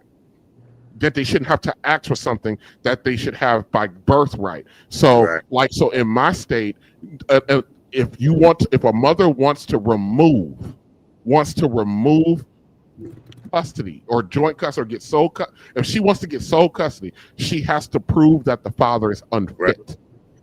Right. She has to go through, and it's the same standard. And it just can't be, and listen, in Wisconsin, it can't be, he beat the shit out of me throughout our whole relationship, so he's an unfit father. That doesn't fly. That doesn't fly. So it's very state specific, and so I just kind of wanted to give you the little caveat when you talk about a lot of guys don't exercise their rights. In my state, I remember I used to do a father's rights advocacy agency I used to work for, and I remember a lot of guys used to come through and be like, look, I'm trying to get visitation. They keep denying me visitation. And I would have to look them in the face and I go, well, they were ever right to deny you visitation, because in the state of Wisconsin, fathers don't get visitation. Grandparents get visitation. Fathers get placement. You have to file for placement. So you got primary placement. You got primary placement, which is where the kid lives, and then you got placement, which is the secondary place where the child lives. Wisconsin is one of the very few states that if the parents are unfit or could be deemed unfit, Wisconsin is one of the very few states where the grandparents can come in and take your kids from you, where grandparents can come in and get a visitation order. By all I got to do is petition for it. Wisconsin is very child centric, which could be a good thing and a positive thing depending on your circumstances as a male. But a lot of men do not investigate what their rights are according to their state. They're using terminology a lot of times that don't fit their situation, because custody in Wisconsin does not mean the same thing as it is in Illinois or as in Louisiana or as it does in New York. Custody in Wisconsin only means decision making. Has nothing to do with where the kid is. But other states, custody means physical possession of the child. So you have to know what you're asking for, and a lot of times they'll go in and requesting things and things getting denied, and they're not educating themselves on a procedural level. Okay. May I ask you one question? Nope, you cannot. Nope, you cannot. Okay. We gotta move on. All right. Sorry about that. Maybe no, it's okay. Thank you so much for the time. I appreciate it. Yeah, we gotta move on. Wait, what the fuck? I don't got time. I didn't do it. He dropped it. So. Damn. Yeah. That's crazy. Yeah. Mm-mm. We're not on Germany time. So. Right. But if you had a question to ask, he would have stayed to ask the question though. I guess. It's like 3 o'clock in the morning. You smell me? Yeah. Can we? Red lipstick. I don't have a question. I just have a comment. All right, it's gonna be quick. So, a few years back, right, my ex-wife, she tried to do the child support thing, right, And in North Carolina, you have to run the numbers, right? Well, all states probably don't know. So I'm paying for her school. I'm paying for her health insurance. I'm paying for this. And right, we put all these numbers in and it popped out. And the number that popped out was about $500 less than what I was actually paying her. And that shit shut down real quick, right? So sometimes I just be like, you know what? I should just do it. But me as her dad is like, nah, it's not worth it. Whatever my baby wants, she gets, right? So that's what I have to say. So let's move on because we got 3 more cases to go through. Okay. So Something wrong with Uncle Rick, dog. I don't know. Ricky's acting up. Okay. Something wrong with him, dog. For real. I don't mean to cut people off, but we're on a time thingy here because everybody's in different time zones and stuff. So, the next one is choked out. This one is buzzing on the internet. A lot of people are divided about the way this father reacted. Let's check it out. Tell y'all how a simple meeting with DCS ended up like this. Everyone meet DeAndre Terrell Johnson. Allegedly, his daughter went into a private room with a DCS investigator, and DeAndre did not consent. DeAndre reportedly had over an hour-long conversation with the investigator while on Facebook Live. At the end of the conversation, after the investigator walked away, DeAndre put him in a chokehold. I need to know why my daughter don't want to come back to school no more. They talking about it ain't their job to tell me that my daughter's going into a room like this with a door closed with a man, and they can't tell me what happened, and my daughter don't want to come back to school. We got an issue. You're going to get to know me today. So what I did was I picked up the phone. I already called the cops. They don't want to tell me. I need a report or something because somebody need to explain to me why my daughter don't want to come back to school. You gonna let me know?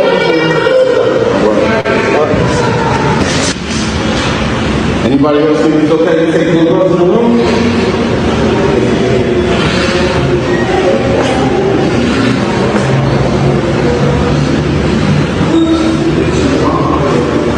Anybody else think it's okay? You still breathing? So let me tell you a little bit more information about this. So apparently, this caseworker, who is a man, has been taking the young lady into the room by herself.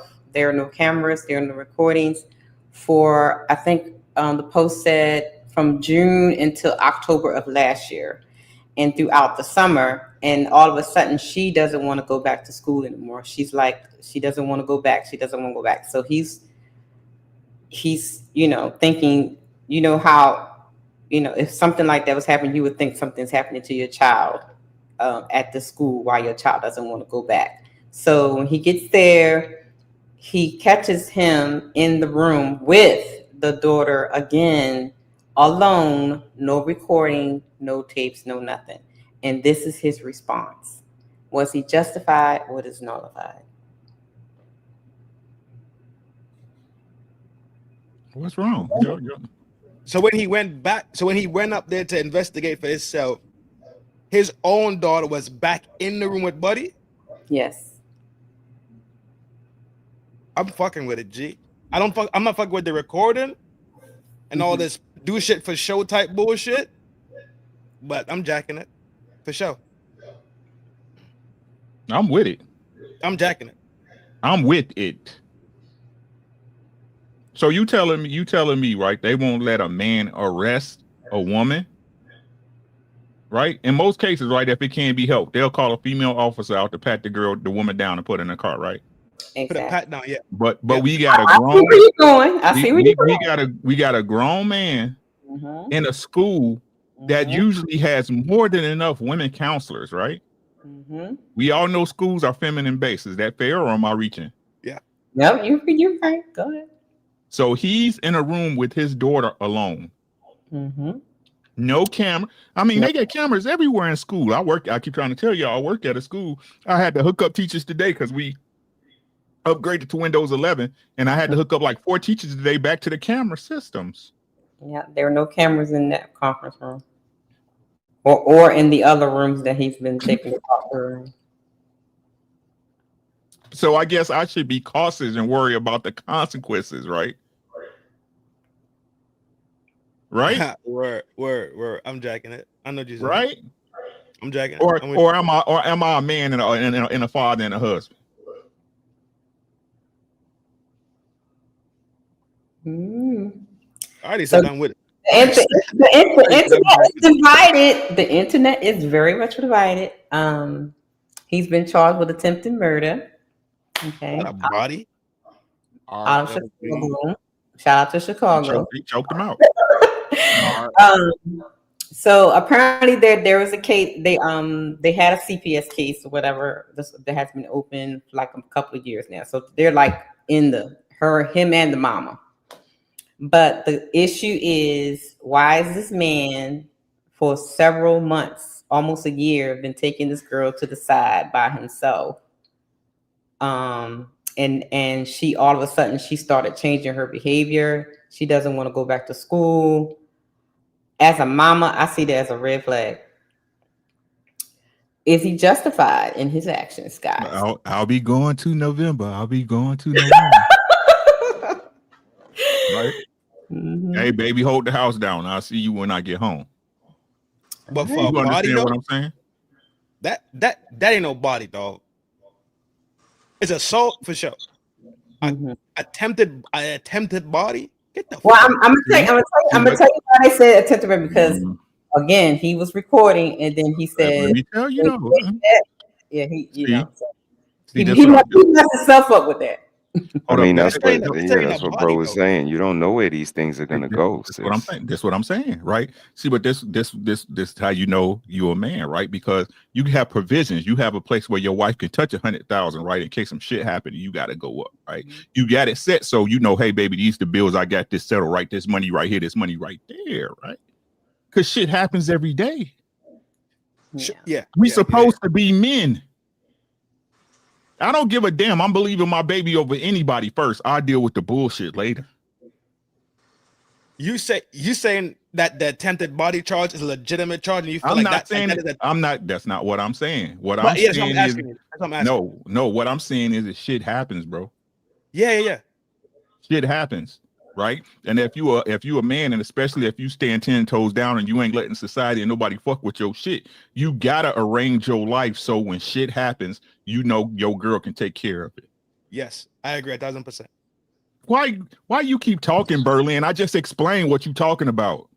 Is you slow or something? The body. Do you think the attempted body is the charge that he should be wearing? No. It should be assault, if anything. But like I said, the people can charge you with whatever they want to charge you with. Yeah, the DA got to. Yeah, you know what they're gonna do. They're gonna press. Yeah, they're gonna press for the big one. Yeah, for sure. I don't think consequences are part of being a man. That's still but you ain't gonna disrespect my family because it's consequences. You ain't gonna put my daughter in no harm because it's consequences. I understand you walking outside and somebody say some slick shit to you or some shit like that, right? But this is my daughter. I'm jacking it. This is my daughter. I'm jacking it. Did he do something to the girl? I don't know. What I've been reading is that he's been taking her to the side by himself, talking to her, having private talks with her and stuff. I'm the CPS worker, and all of a sudden her behavior started to change, and she didn't want to go back to school anymore after this started to happen. And usually that means something is going on when it comes to kids. And this is I think she's elementary school or like early middle school, so she's a young girl, not a teenager. Right. And, he crashed out. No. I don't see that as a crash out. I still don't see it as a crash out. They call it a crash out because they call it a crash out because a man did what a man does. Mm-hmm. You see what I'm saying? But you see that's society dictating who the fuck you are. See what I'm saying? We keep getting back to the same point, right? I ain't jacking that bullshit. Society only works this way because you agree to it. Dog, and that's the thing about being a man too, dog. when you say you a man, and I think you explained it a little bit earlier on, right? When you said you make sure shorty's straight, the bread is there. If the shit get wonky and I gotta go sit down, right? She's straight for a couple months and she could do what she need to do and everything is squared away. So I don't gotta fret about bread for them. All I gotta do is go sit my 6 and I'm coming home. I got a lawyer money, I got shit squared away. Cool. I'm tracking that all the way. But a part about being a man, dog, is saying what you gotta say and doing what the fuck you gotta do and letting the shit just fall where the fuck it fall, dog. That's just a part about being a fucking man at the end of the day, bro. And so this fucking society feeling and society having an opinion about you and what you said and what you did. I'm not jacking that shit, dog, because society don't fucking feed my family. I'm the one who do, dog. Man, look, is there something wrong with? Is there some? Hold on. Let me add this too, because I see people asking the question in chat. So, also, I believe this is the same everywhere. They supposed to tell you when they're interviewing your children. They can't do that. Just yes, they can. Yes, they can. They can tell you. Listen to what I'm saying. Okay. What I'm saying. I don't know. I thought CPS has to say, No. Okay. I keep telling you. I'm telling y'all. When I tell y'all this shit is over with, it's fucking over with, y'all. I know when I was, like when I was working in school way back, and listen to what I'm saying, right? They don't have to tell you shit about your kids. Okay. Nothing. They don't have to tell you nothing. They look at the relationship like, because to be honest with you, most of these teachers have some type of bachelor in some type of social work, right? So they look at them like therapists that teach now, right? So what your child say between that counselor or that teacher is classified information. Yes, it they is. don't have to tell you shit. Okay. Right. So this I would say that got exposed about the LGBT ABCD community when they had them coming in and spinning through the schools doing book readings and having the flags up in the classroom, right? And had these books that that's when it came to the full spectrum. Y'all don't understand what's really popping. You go to the teachers' doors and they got gay flags on the door saying you're safe here. You go to their emails and they say, "Hey, it's okay to talk to me if you're LGBT." In their signatures of their fucking emails, bruh. And the pronoun game and all that shit. Yeah. The pronoun game. Yeah. I'm telling y'all this shit. They've been coming for the kids. Like, hey, Sean, I told them 3 years ago, didn't I? They coming for your kids, bruh. Yes, they are. Because once you program the kids, you don't have to convince them of anything. It's their belief system. It's what they believe to be correct. And the hardest thing for a person to do is if you believe something to be true, is to change it. You have to have an exponential event to change your thought pattern. Right. You got to understand, to be a true man, a true husband, and a true father in this so-called society that y'all keep saying, you got to be willing to get it. You got to be willing to crash the fuck out. Because if not, they going to take your fucking children, bro. They going to corrupt your children. They will corrupt your wife. Well, you can't do nothing about your wife. She's a grown-ass woman. You understand what I'm saying? She's going to make her fucking choices. You deal with her accordingly. But your kids, they coming for your children. Yep. Can I make a point? I just had a problem with the whole thing. Like, it's a man, right, with a girl for hours plus at a time, and it's like, why are you not? There's not a woman present or anything like that. Especially if it's like a very sensitive. I'm not sure the nature of the case that they were working with. Especially if it has something to do with that type of thing. Why is it a man? You know what I mean? That will bother me for real. What if it's a man that identifies as a woman? This shit's about to be all confusing anyway. But it's like I'm sorry, bro. It's like I said, bro. They have the understanding that if there's a criminal, right? Not a little girl who's defenseless, right? Who's more than likely being corrupted, especially y'all. I mean, listen to what I'm saying, Red. It's funny how they can identify a guy grooming a grown-ass woman that's 20, but it doesn't apply to a little girl in school. Right. Yeah. They know for a fact that if it's a shoplifter at Walmart, right, and it's a lady cop on duty, if it was a woman that was stealing, hey, call in Mary Jo Black, Officer Cop 666, right? Because we got a woman, right, perpetrator. But this man is in a room unsupervised with no cameras in a building that has cameras everywhere. Where, right? Yep. So I just wanted to make this one point again. Rick, I agree with you 100%. My only point was saying, is it not maybe smarter to move in silence? Like how Trent had said, the whole recording thing. Those things fucked his whole shit up. If he had a problem with this, and again, he had every reason to have a problem with it, man or not a man, isn't it smarter for him to not hold back, but to calculate how to get the get back versus being so angry that he has to go there with the recording, which again, sometimes the recording you need to have, but to go there with the recording and then assault the man and deal with the consequences, and now he can't be the father he wants to be. My only point, again, I agree with what you say. I just say that maybe the way the world is now, we have to think differently and start thinking more white people Game of Thrones type shit. Like we got to think 3 seasons ahead on the fuck over. He maybe should have talked to his family members and, hey, we gonna silently fuck this dude up instead of doing it. Hold on. Let me give you a little bit more context. So this clip was actually an hour long. What happened was he went up to the school and he met with the supervisor or principal. Met with the supervisor and the principal. And so he started recording that. And the more they gaslighted him and the more they roadblocked him, the angrier he got.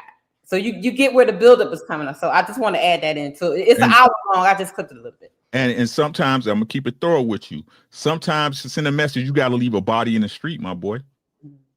Sometimes to send a message, you got to leave a body in the street.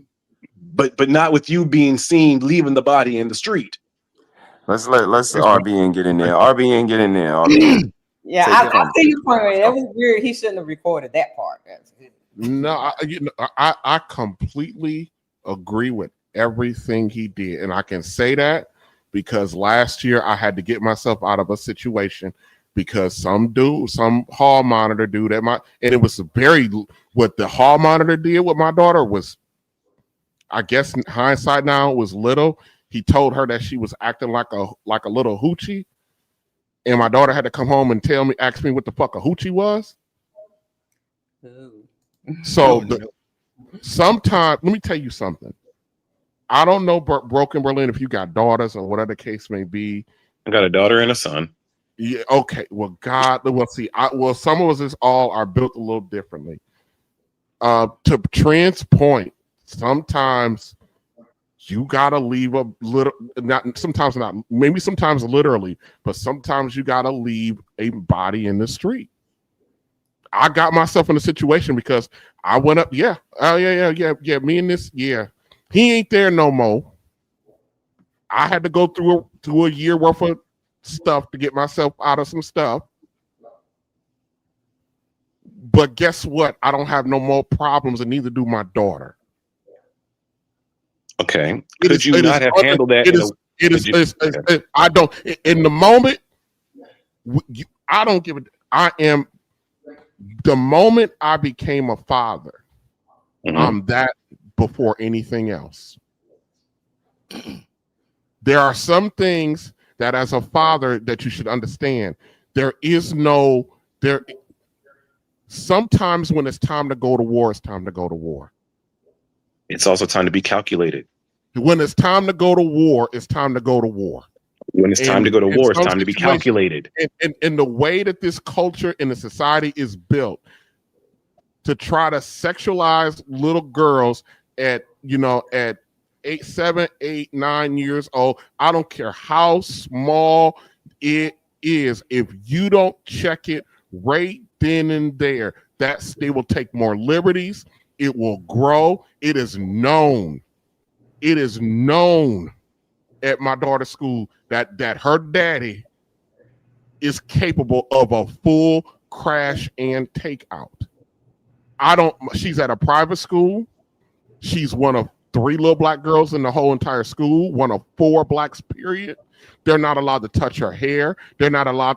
They're just not allowed to do some stuff because the father's present, and they quite don't know how unhinged I am or am not.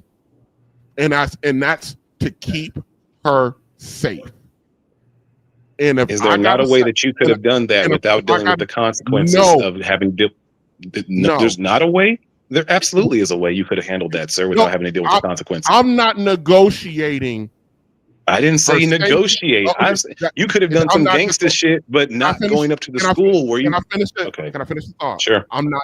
When it comes to I'm no longer married. But it comes to my wife and my daughter, I'm not negotiating with you. I understand that completely, sir. I'm not. So, unfortunately for him, this guy had to find out the hard way. And here's the thing: they were warned. And you're saying there's no other option that you could have done where you wouldn't have had to deal with the penalties. Once you issue a warning, when I put her in that school, and I went to the parent. They have the parent, teacher, and family thing, and they do this thing. I stood up and I warned the parents, the administration, that if my daughter causes any discomfort in this environment for whatever reason, I told her, I'm not the rational man you get to negotiate with. This is your warning. My only thing is saying that they violated it. And I made the decision to do what I did, and I do not regret it. I understood that there might be some financial or even legal consequences if somebody violated it. Somebody violated it, and they got dealt with accordingly. And yes, I went through some stuff. It didn't look good for a while, but that was the important part for me, was that she gets to move through this system unmolested by anybody. And this particular guy, and we wait. You talking about the guy that called your daughter a hoochie, right? Yes, but the guy in the video. This isn't about molestation. This is about him calling her. I said unmolested doesn't necessarily. When I say unmolested, meaning you get to move without being violated in any stretch of the imagination. Her being called a hoochie is her being violated? Absolutely. Okay. She doesn't know what a damn she doesn't know what a hoochie is. She's an all-white Lutheran. I'm just asking. I don't know the age of your daughter. I'm just asking for clarification. At the time she was 8. She's in an all-white Lutheran school. Okay. Then I didn't know that they talk like that there. But apparently this hall monitor felt the need from my to use that verbiage with my black daughter. Even though every other daughter in that school was probably just as out of control or whatever the case may be, but he felt the need to tag mine with that, and that was a bridge too far for me. I do not negotiate these terms with anyone. I understand your point completely. You're a little bit older than me, or maybe you're my generation. Could that not have been handled in a way where it was like you caught him with your brothers or uncles and like the men in your family, and is not on his job, and you go up and you actually do whatever you needed to do to make sure that he never made that mistake again? Would that not have alleviated some of the penalties that you had to incur by you handling it the way that you did by going to the school? I wanted everybody in that school to know that I meant that's what I not my said. question. That's not my question. My question is, could you guys have handled it 80s style and gone as a family to this excuse me. I'm not trying to be diplomatic. No, that's not okay. I'm not trying to be diplomatic. In that situation, my entire goal was to be barbaric. My entire goal was to send a message. That was my entire goal. I didn't care about any other outcome. And so being barbaric was like you're being a man by doing it this way. I understand. I say that sometimes it Go ahead. What do you want to say? Say it again. Sometimes it calls for that. I think I'm not disagreeing with that. I'm just saying that that could have been handled in a way where you didn't have to deal with that year-long consequences. And I think sometimes as men, we're taught to have pride in our crash outs instead of being calculated and handling it in a way where you get the same outcome, but without having to deal with the consequences. I think the white oppressors have mastered that way more than we have in our Black community. We are taught to crash out in that instant to handle it. And white people, they'll plan the long fuck over, and they destroyed us in that. And I think that we need to start taking a cue in that instead of dealing with I'm a man, I'm a crash out and I'm going to deal. I don't care about the consequences. No, I think we just got to spend a little bit of time, and it will maybe to talk 2 days. If you get in your family, hey, and I think we used to do that in the 80s. I've seen that happen in the 80s. I've seen men get together and handle shit without getting the police, without having to deal with any of the consequences that maybe would have come if they had did it and crashed out in that moment. When, just like the person who said, when you get a threat, okay, you threaten me with my life, I'm going to crash out. No, you threat, I'm about to pop the trunk. Okay, that's the threat. I'm going to run away and then get my people, and then we go handle that because this person was about to threaten my life instead of me trying to crash out in that moment and dying. That's all I'm saying, is that sometimes you can be more calculated and still be a man. Is that your manhood doesn't define meaning, well, you crashed out in that instance and said, damn the consequences. You're still a man, but I do think that sometimes as men, we need to be a little bit more calculated. That's all. Can I ask a question? Good point, bro. Sure. So I kind of get where he's going with that. So my question is, especially when say I need to change the video because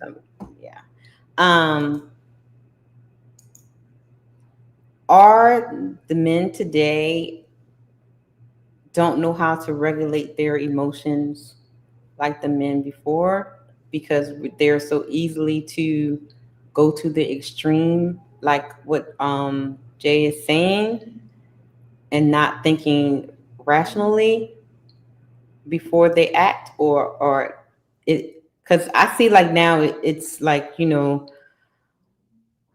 for example, this video here, we might as well go here. Men can't take rejection, they crash out. You must not be in my business for me. All right, I'm a cracker. That's nice. So to add context, this guy, he is crashing out on this woman because she turned him down when he asked her for her number, and he starts crashing out. About it, I'm fucking white. Make it right.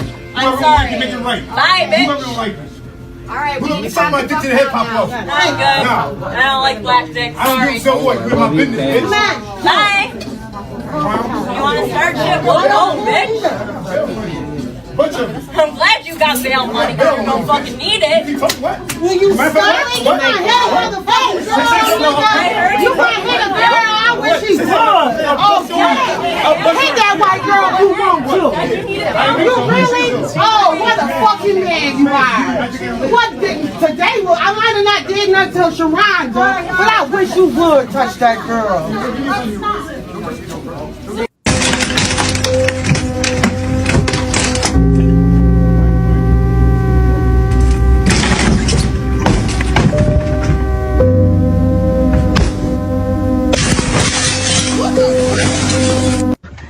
Mad because I want to get my, look at him following me. Look at him following me though. Petty. Okay, but I told you I wasn't interested. I wasn't interested. You sit here following, walking me out. Okay, listen, dude, go on. You see this fly? No, I don't see. Ain't nothing about you fly. That's why I told you no. No, I don't need help, baby. You follow me out the store, shows me you thirsty. You thirsty. You thirsty. Like, gone. No, you disrespecting me, even following me out through the mall, though. Gone. I ain't give you no attention. You petty. What are you talking about, man? Hey, money don't move me, baby. Money don't move me. Money don't move you. Look at you. I don't need nothing. Baby, I work for a living. I don't need nothing. It ain't getting you this, though. Okay. You got me fucked up. Get away from me.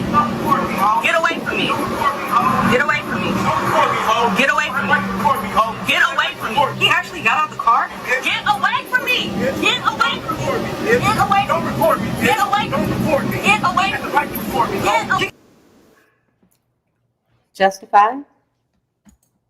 None of them justified. Uncle Rick can probably attest, because to answer your question before, a lot of men were raised with their mothers, so they have testosterone and they have a female temperament in their, so they crash out like they do. The reason I say the things about being calculated is because, again, that's what my pawpaw told me to do.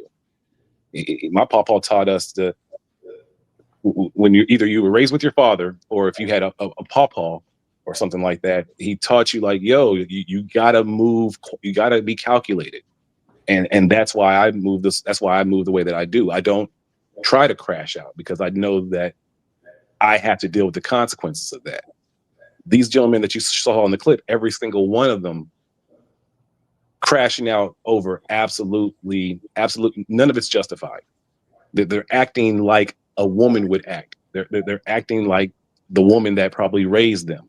They're acting like the sisters they were raised with. They're masculine still, but they have a feminine temperament. There's many times that I've seen in restaurants and bars when men get super drunk and they start having these female altercations, and I'm like, y'all arguing like women argue. If y'all gonna box it out, I guess. But y'all sitting here getting super loud and super animated, and we never really saw that in the 80s. Our grandparents never would have approved of that, because they're not handling it like me. If we have a disagreement, we can box it out and loser buys a beer, no problem. But all this extra rah-ing, that's unnecessary. That is what women typically do. So Michael says, I call cap on some of the videos being just because the women didn't give him their number. Even if it wasn't just them giving a number, or they talk slick to them, or you know how some of these women would do, is it still justifiable for their acts, for the way they react? Especially the first one. He was literally want to go over there and punch her because she was saying words. Okay. I say no. Was it justified? No. That's it came up matter of fact, it came up last week with you, and it came up last week over there by me, right? It's something called masculine frame. You dig it? It's just that simple. I don't think that Berlin is wrong in what he's saying when he talks about having feminine traits but still presenting masculine. You look like a man, right? Because your body was built with testosterone in it. Mm-hmm. Right? But if the mind inside the machine is tossed and the mind behind the machine has a different ideal than a masculine ideal, then you see this type of behavior. I don't disagree with that at all. Mm-hmm. Like even getting rejected for a phone number. Back in our day, all right, hey, all right, you chopped it up and kept it moving. But men today seem to be crashing out more about not getting a phone number. And I would equate that to because they've been that's how women, when women get rejected, you gay, all that type. And then I started seeing, like in early 2000s, when dudes got rejected, they start, she must be a lesbian. And I was like, that's the same shit that the women, you know what I mean? And now it's even worse now, 25 years later. This is my thing. If we go back to the very first video,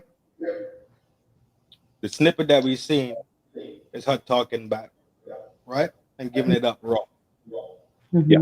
While at the same time, he's having masculine frame with, let's say, a bitch mindset, right? Mm-hmm. She's having a bitch body with a masculine mindset to feel like she could, if it does go to that level, which I don't agree it should go to the level at all, right? Mm-hmm. If you try to bag the kitty cat says no, cool, nice, they have, keep on pushing. Right. There's more fish in the sea. But I don't.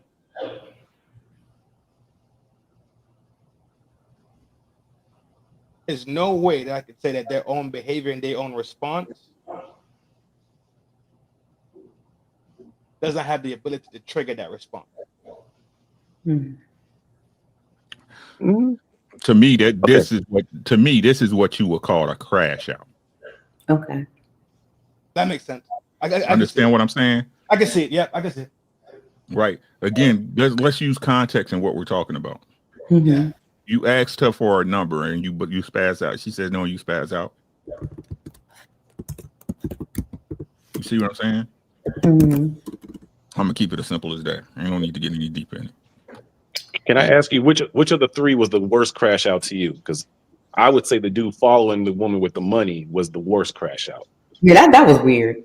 Oh, they all the same to me. Stuff like you don't want this.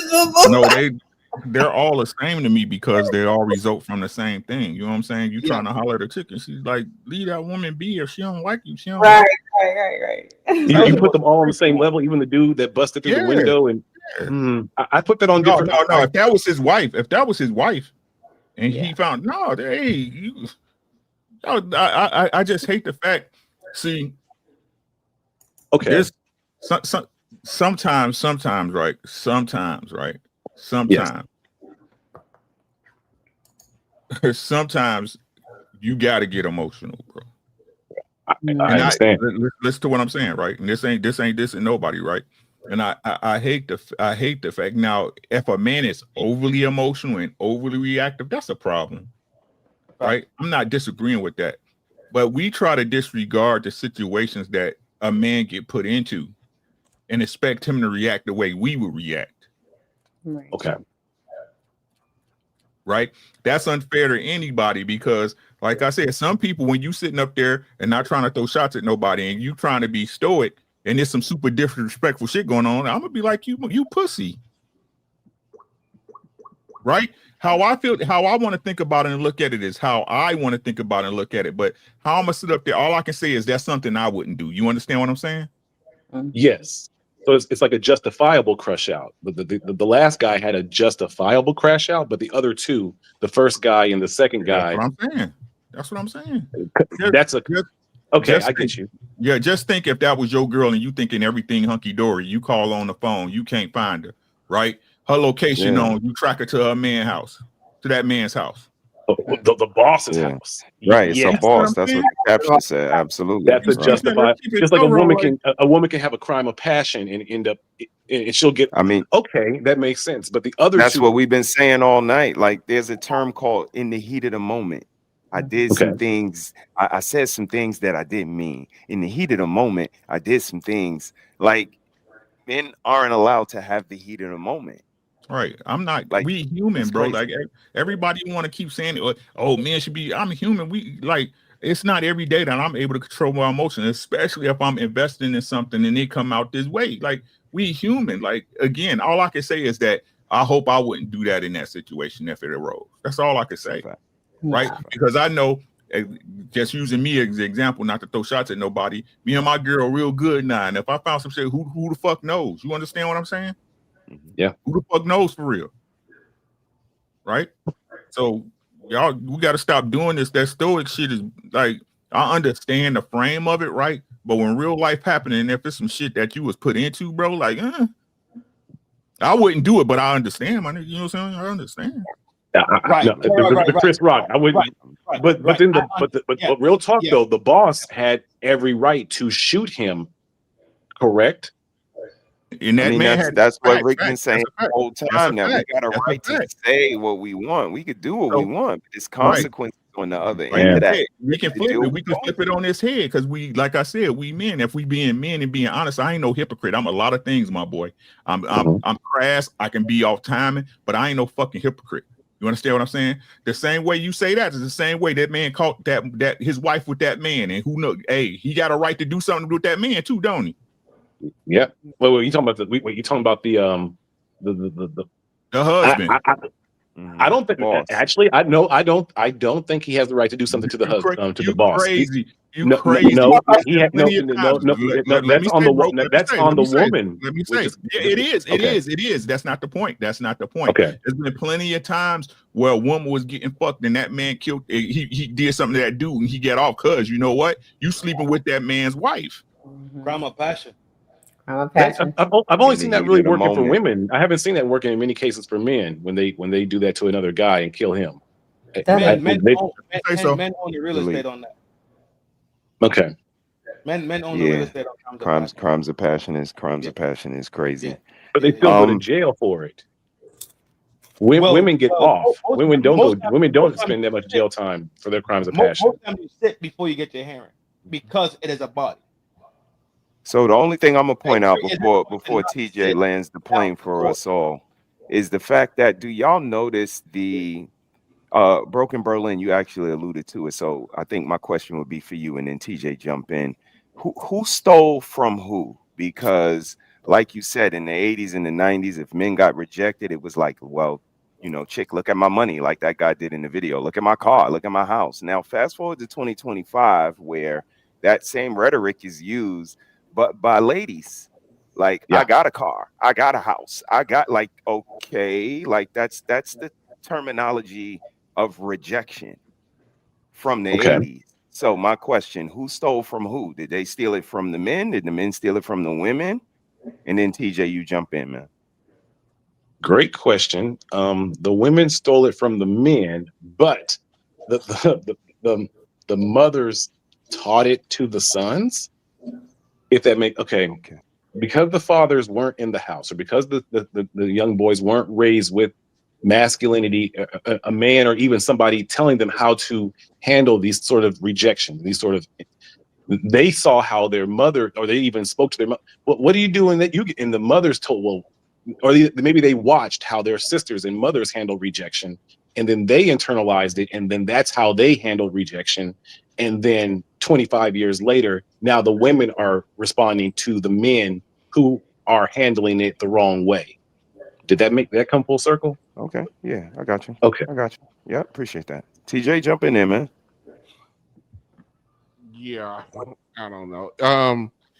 Well, we all know that, you know, initially the reason why men, you know, bragged about what they have is because, and I'm not trying to be, you know, funny about this, but, you know, women like they're like cats. They like the shiny blingy thing. And so a man wants to have the shiny blingy thing because women are attracted to the shiny blingy thing.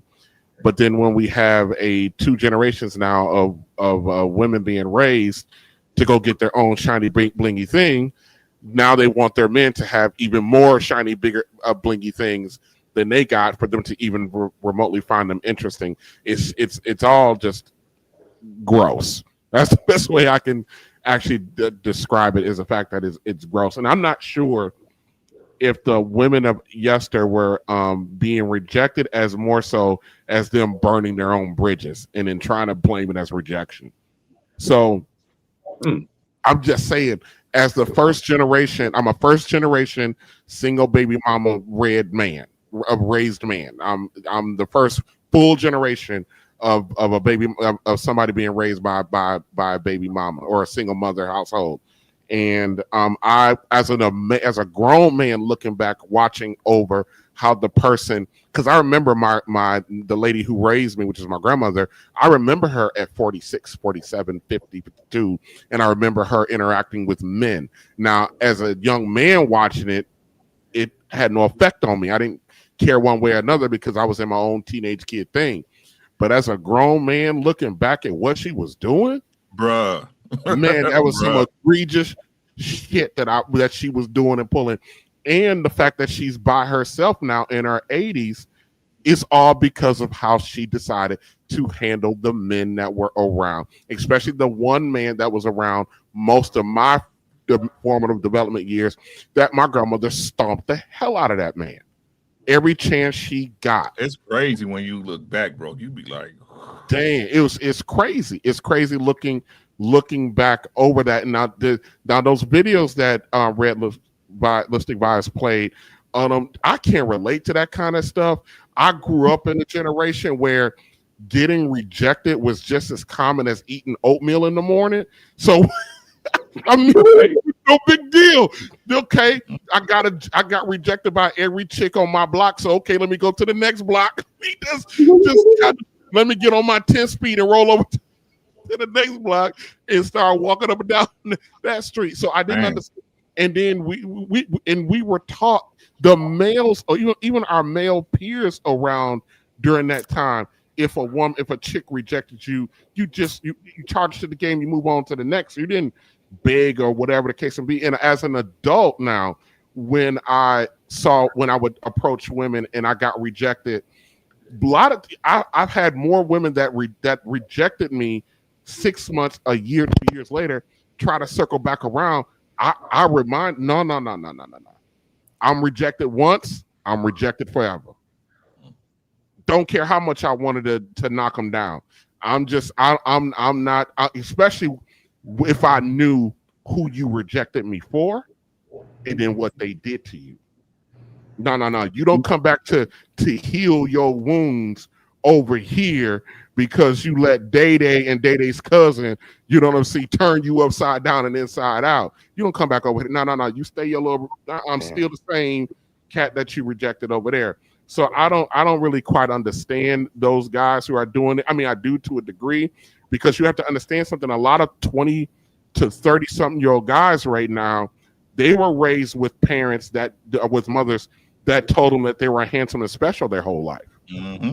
Never learned how to lose. Never learned to lose. They look like gremlins and gorillas, but they're handsome and special their whole life. No, you make a perfect point, because in our age group in the 80s, if we got rejected, even our peer group would be like, "Oh man, you need to go work out then, or you got to go get on the basketball."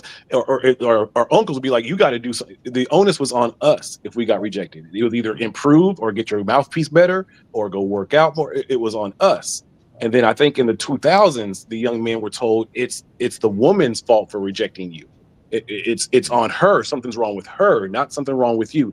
And I think that's what maybe switched it. When young boys were told, "You're amazing. If she doesn't want you, it's something wrong with her.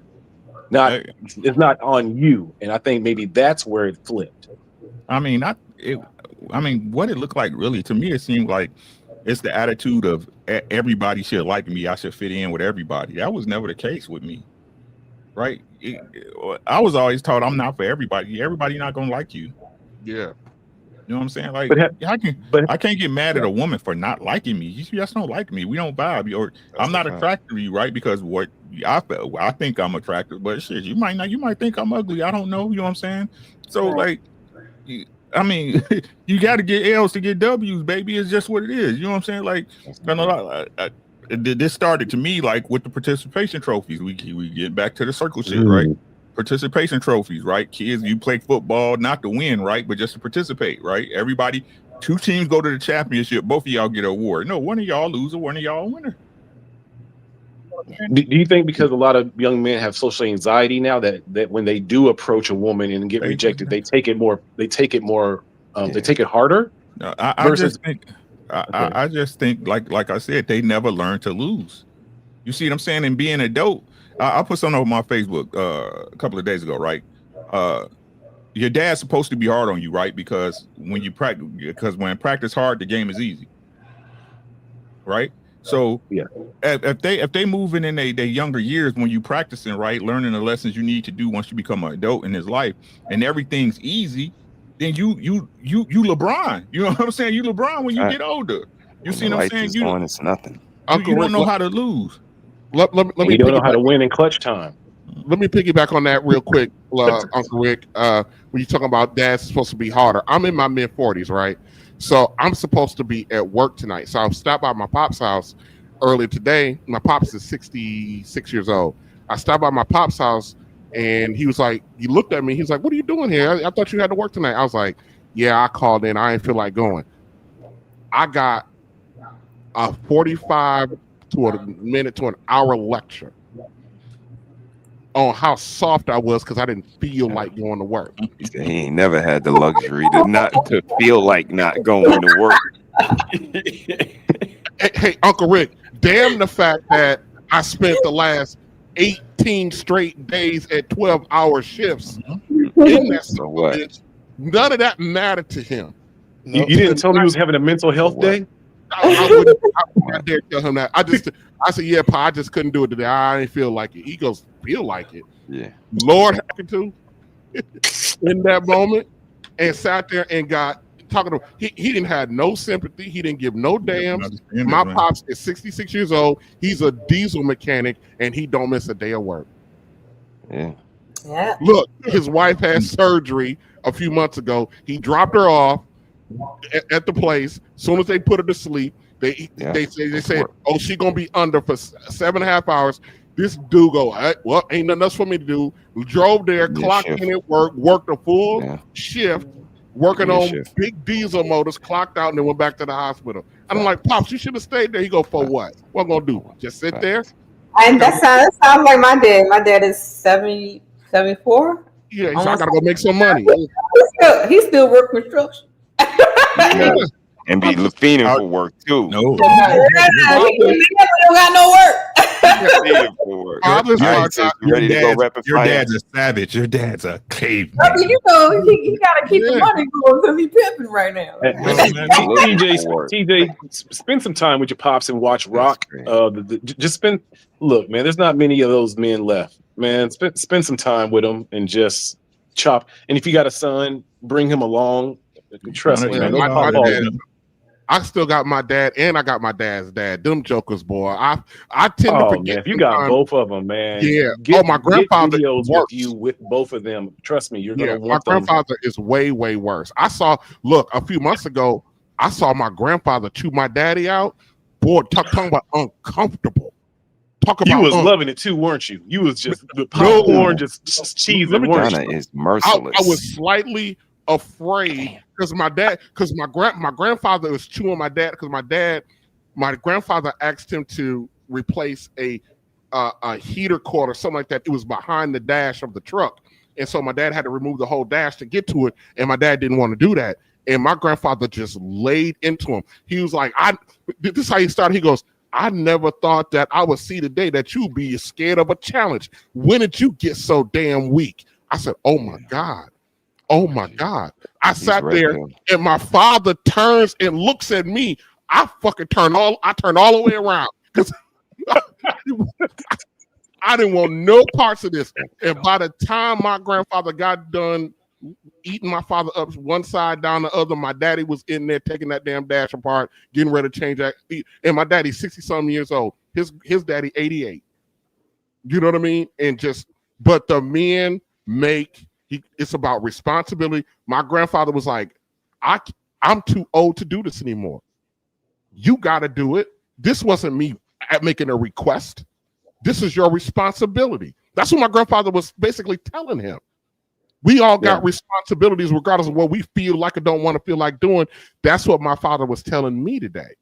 Regardless, me not feeling like it was not a sufficient enough excuse not to go out and continue to get resources that I'm going to need, or I'm going to be short, or I might be short on something. Why are you trying to compromise next week when you just could have took care?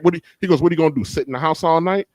Yeah, that's what I okay. All right, guys. Let's go rapid fire. Let's go. Go ahead. I'm sorry. Awesome. I didn't think it was off topic. No, that was awesome. It's all right. You good. We got our last two case studies. I'm giving y'all a choice. Which one y'all want first? Those kids not mine or the ugly wife? The ugly wife. The ugly wife. Because I'm the king of the uglies. Can you see that? I'm the king of the ugly men. So let's get the ugly wife. All right. Crazy work. Want to see if their actions are justified. Okay. Your wife for being ugly? And you think you've heard it all in the world of law. In this recent story, a Chinese man sued his wife for $120,000 for being ugly. You heard that right, and he filed a divorce too. But here's where it gets even more wild. After their daughter was born, this man said that the daughter didn't look anything like him or his wife. He couldn't believe it, but the DNA test revealed it was both of their child. He couldn't understand why until he dug into his wife's past. Found out that she had had over $100,000 worth of plastic surgery done to alter her appearance. And when he sued his wife and filed for divorce, he alleged that he entered into the agreement under false pretenses because he didn't know what she actually looked like. According to the story, he won and collected $120,000. But wait, hit the brakes for a reality check. The story was widely circulated. After some checks, it was turned out to be a hoax. And in California, you can't sue your wife for being ugly. I remember that. This is old. I remember it.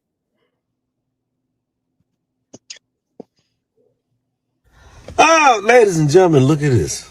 This man divorced his wife after seeing her for the first time on the honeymoon without makeup. I see the difference. I understand. My thing is, Playboy, that was your fault. Yes, it was your fault. Why in the hell would you marry somebody you ain't never seen them before without their makeup on? Why would you do that?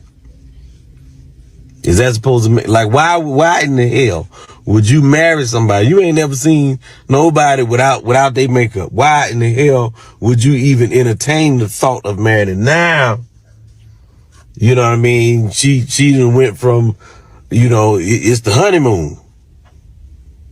You know what I mean? Y'all getting ready to do. She wipe everything off. She done went from LaToya Luckett to Bushwick Bill. All in one swipe. Bushwick Bill. You understand? Now, okay. She don't look the way you think she should look. She kind of resemble a young Harriet Tubman. Okay.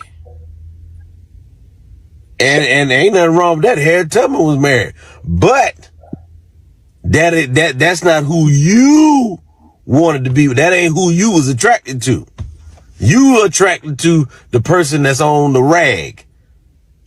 You attracted to the person that was on the towel. Whoever she just wiped off, that's who you fell in love with. But you knew that wasn't her real face. Yo, Shuler King is the best, man. Are they justified? I don't believe the second. No, the second one, they're she not. was ugly with makeup. I don't get that. That's I wild. don't get that one. You're in a lose, my boy. That's all you, kiddo. That's all you. That's all him. The Chinese chick, I mean, that's like fraud, ain't it? You ain't tell them that you have plastic surgery. You think you're gonna have cute babies. Like, I mean, it's all right. It's all right, broken Berlin. You understand what I'm saying? It's all right to have plastic surgery, but there's consequences to it. Right? Although now the first one's different because plastic surgery is different than makeup. The second one, he's completely he's an idiot marrying him. But the first one, look, the way the blade plastic surgery is happening now and the way it's going to be in the future, I think that's a justifiable because it's harder and harder to tell what's being altered now. You know what I mean? So if you have a baby with a woman and then find out this baby don't look like, that is kind of fraud, isn't it? But then I guess you're supposed to know as a man, it's your responsibility to do the digging to find out if a woman's done plastic surgery. That's crazy because when men say they want a natural woman, they get called everything but a child of God, and that's how we bulletproof ourselves from all that by you being natural, not naturally, not natural-ish, not wigs, not natural wigs, not just mascara and like natural. That's how we bulletproof ourselves from that. And again, to be called everything but a child of God, that's why we sitting here. Like I said, y'all, like the walls kind of get smaller. Like, look at how small the room is that we get to operate in. We even got men, like, you shouldn't have said that. You could have said this. Like, that's all we saying. And all I was saying is, again, even men give conditional threats. Like, I'm not going to do this unless you do this. Like, when we have the most information, we give it to you. But when you have the most information, like when you ovulate in, like, you don't give it to us. And then guys like you and women say, you should have known all of this. I don't know when the bitch ovulating. Only she do. It's only a week and a half. Like, she got to tell me. She can't even get pregnant unless it's like this big of a window. So who has the most information? And when we have the information, we give it to you, bitch. Say something else, I'm gonna kill you. How he wrong? He told say something else. All you gotta do is not say something else. But like I said in the beginning, they like to see you get upset. Oh, you big mad. You mad. And they keep going. It's the most unique trait in the world. Shout out to Tommy for pointing it out. But I've been pointing it out forever because I said, who can hold sisters accountable other than sisters. They don't no, even do. You make a great point because when every time a man gets really mad, that's when women bro. start laughing the most. It's it's diabolical work, bro. Like you gotta examine it. Like just look at it. When you tell them to leave, they don't leave. Be like, yo, could you leave my chat? They be like, I ain't going nowhere. Like you, And even when you try to leave, I don't want when you try, here. I'm And gonna go you take a want to walk. be They'll somewhere where stop no you. one No, wants we you to gonna have this be. conversation. It's diabolical work. It was like I was going to use one of the clips, that clip when the guy with the lady in the hot dog stand up in Chicago, where he was like, "Just leave me alone. Just shut up. They're gonna put you in your mouth." And her son, shot him. I was going to use that example. Like this whole thing could have been avoided. She just walked away. Like, why would you stand there and argue with the man and knowing that he was because we're expected to be better than y'all, right? Something that offends you was not supposed to offend me, right? The same thing that will cause you to spaz out, I was supposed to be stoic within my frame and say, you know what? You're just a woman. You don't know what you're doing. Because he was like, "Get your food. Get your food." So, Red, if women have that understanding, right, that men are better than them, why don't y'all just get in line then? Because they crazy. Because y'all Satan. Let's go. Let's go, Rick. Women are the true narcissists. If you can't more defeat than men, you can't defeat a man. Sorry, go ahead. Go ahead. You can't defeat a man, but you can manipulate the man and let that man defeat every battle for you. Think about it.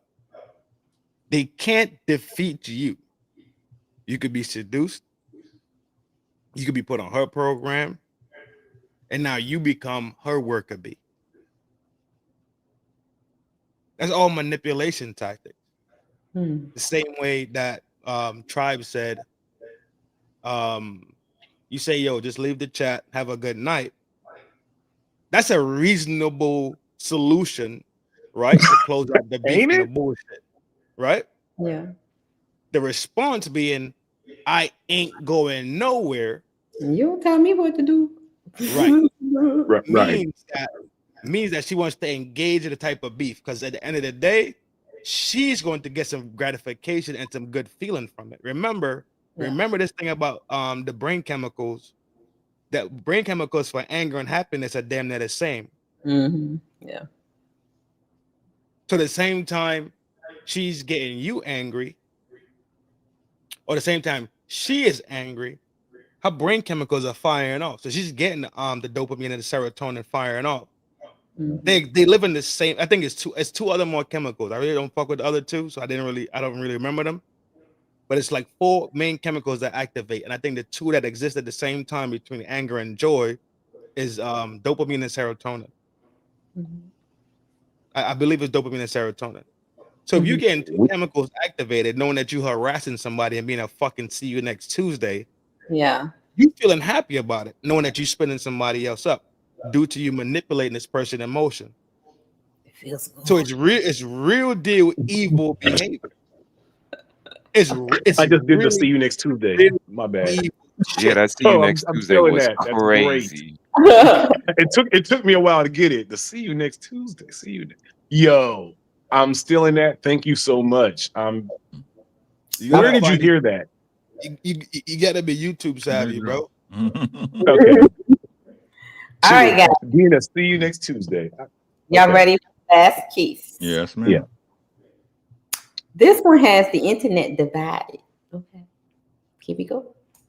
Married to the love of your life for almost 10 years, only to find out that 3 of the kids that y'all had together that you thought was your offspring is actually your family members. Breaking news out of Sterling Heights, where police say a husband shot his wife in her work parking lot. That shooting happened at the Pomeroy Living Center on 15 Mile near DeQuinder. Gina Vici has an update on the victim's condition and the investigation.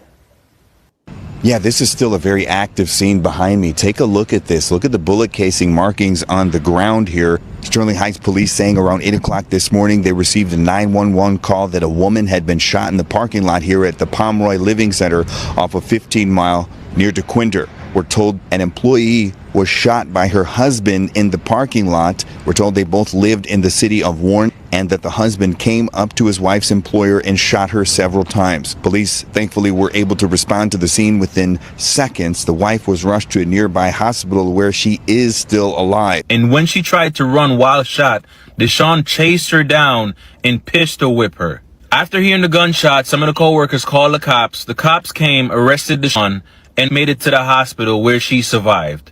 There are some people on the internet that are saying it's a valid crash out because not only on him, she was cheating on this man with his relatives. And free that man. If this story about Deshaun Hood is true, the man who allegedly shot his wife because he found out that 3 of their children were not his and instead were family members, free that man. That's a crime of passion. Hear me out. Some of y'all women will flip out when another woman texts your man, and y'all are destroying cars and burning clothes and trying to run them over. But this man finds out that his wife has cheated on him, not once, not twice, but 3 times with family members. Think about the fact that this man is at 4th of July hosted at his house, and all of these people that are cheating with his wife are sitting at his table eating his food. He is at Christmas watching his kids opening up gifts. Yeah, this was from Uncle such and such. In reality, that's from your daddy. Whole time, this woman is looking this man in the face. Yeah, I need you to go work some overtime because we need some back to school clothes for the kids. Them ain't his kids. I fully believe that it needs to be mandatory that we do DNA tests at birth. Man, get this weak stuff off my timeline. Dude found out all 3 of his kids wasn't his. Oh well. Should have chose better. That don't give him a right to take the woman's life. That don't give him a right to take the woman's life. I can't. All the men are in a frenzy. God dang, man, I can't believe this. You know what I'm saying? Like, man, see, a lot of you women be evil, man. See, man, shut that weak stuff up. Niggas should have chose better. That's all. That's all it is. Start picking right women. You gotta vet better. Why did he choose a wrong woman that would lie to him about having 3 kids that ain't his? How you 0 for 3? How you 0 for 3? Now he taking the woman's life? That's crazy. This ain't justifiable. Justified, nullified. What y'all got? Again, I wouldn't do it, but I understand. Chris Rock, right? Yeah, right. I understand. Beyond understand, I understand and overstand. What? Right? Give me a second. Give me a second. Let me do this. Okay. And I've been wanting to cover this for a minute, right? Why do everybody act like relationships when they meet a person, right? That these are all just flags that's apparent, though. Right. How do most relationships start? You meet a lady, you meet a young dude, y'all vibing, everything good. Y'all hook up, y'all link up. Again, I keep trying to tell y'all, right?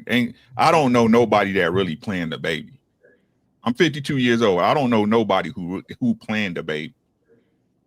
Now, maybe they wanted to have kids, right? They say, okay, we together, we can have kids, but nobody planned it. Hey, was y'all trying to get pregnant? No. Right? Where is this? This is what's, especially with the little weird dudes like that, right? That love. Right? I had to throw him in. Let's go, Rick. Isn't it funny, right? Isn't it funny how when it's the woman's side, it's, oh, she's being manipulated. Oh, her frontal, yeah, those age gap conversations. Oh, you know what? The reason why an older man does it is because he can hustle her, right? She's not developing. But whenever it's the man, you should have known. Right. Yep. What is the vetting question you supposed to ask? Like, will you? Hey, have you ever wanted to sleep with a man's family member? Like, what is the vetting question to find out if a woman would do that to you? There isn't one. Let me explain this to you, right? So what these little weird dudes like this, these super pandas, right? I call them super pandas, right? Pandas with capes. Yep. Right? Yep. Yep. This how I know God is a man. I keep trying to tell y'all, right? This how I know God is a man, right? The very things they tell us not to judge women for is the very things that get men in trouble. Y'all notice that? Listen, so this little weird dude, right? I seen him on the panel, right? Mm-hmm. Oh, body counts don't matter. You should just how she act with me. Right? You should forgive a woman. She could be in her healing season, Pretty Red. She in her healing season, girl. Right? maybe she changing, right? Trend, she changing in this season, right? You should forgive and forget, right? It's not who she did, it's what she doing with you, right? Mm-hmm. Fuck her. So y'all telling me the very things y'all say a man's supposed to look back past to find the love in his life, right? It's the very things y'all call red flags when they pop back up, right? Mm-hmm.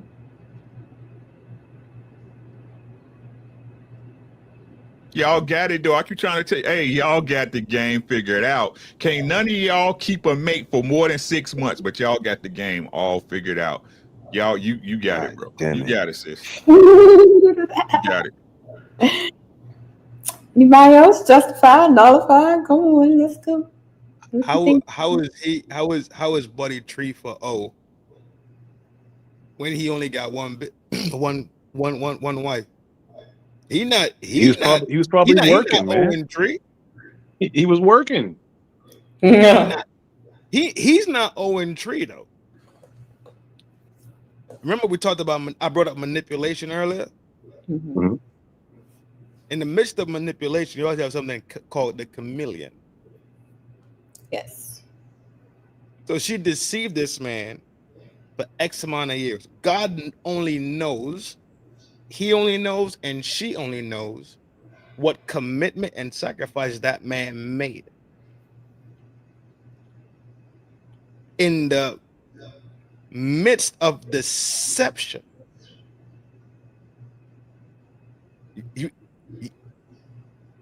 men look at their children and they take it very, very seriously. He was deceived to believe that them children was his children. Mm-hmm. Yeah. So to come to find out, pretty much, the deception, the lies, the blatant disrespect, I could see how any man will lose all they fucking marbles. I could see it. Yeah. Would I get down like that? I would think, because I know me the best, I'd say no. I don't think I'll get Even down. if it was your family too, though, not just a random dude. With your family. That's why I'm careful about what I'm saying. That's a whole nother layer of. That's why I'm careful about what I'm saying. Saying I do not think I will get down like that. Okay. I do not think I will. But a lot of times you don't know how you react in a level of adversity and pain and hurt. Exactly. Yeah. Uncle Rick brought up I'm definitely going after my family first, though. Stoic and holding masculine frame, and I'm all with holding masculine frame. I'm all about being stoic. I'm all about all that shit. Yeah. This is a different fucking level. Yeah. Who are you going after first? Your family or the wife? This is some shit you got to go to Tibet and Mongolia and go up in them hills and sit with the monks with, dog. This is the real deal, Holyfield. Yeah. So I don't know if I'm gonna react the way I think I would react, or the way I would want to react. I would react and look at it later on like, damn, that was fucked off of me. I can't tell you that shit to be flat and honest and true. But I could comprehend why he made that decision. Mm-hmm. Granted that you shouldn't be just dumping hammers like that on shit like that. I don't believe in dumping hammers over shit like that. I don't. But that's a lot, G. That is a lot. But who are you checking first? Your wife or your family? Everybody getting right. But who first, sir? Whoever you see first, I guess. Oh, everybody I'm not writing. Whoever's in my phone, whoever's alphabetically in my phone first. Okay. Yeah. It is. Well, I mean, everybody. again, you see, like that's what I mean about, and the girl alluded to crimes of passion in the heat of the moment. It's whoever's in proximity.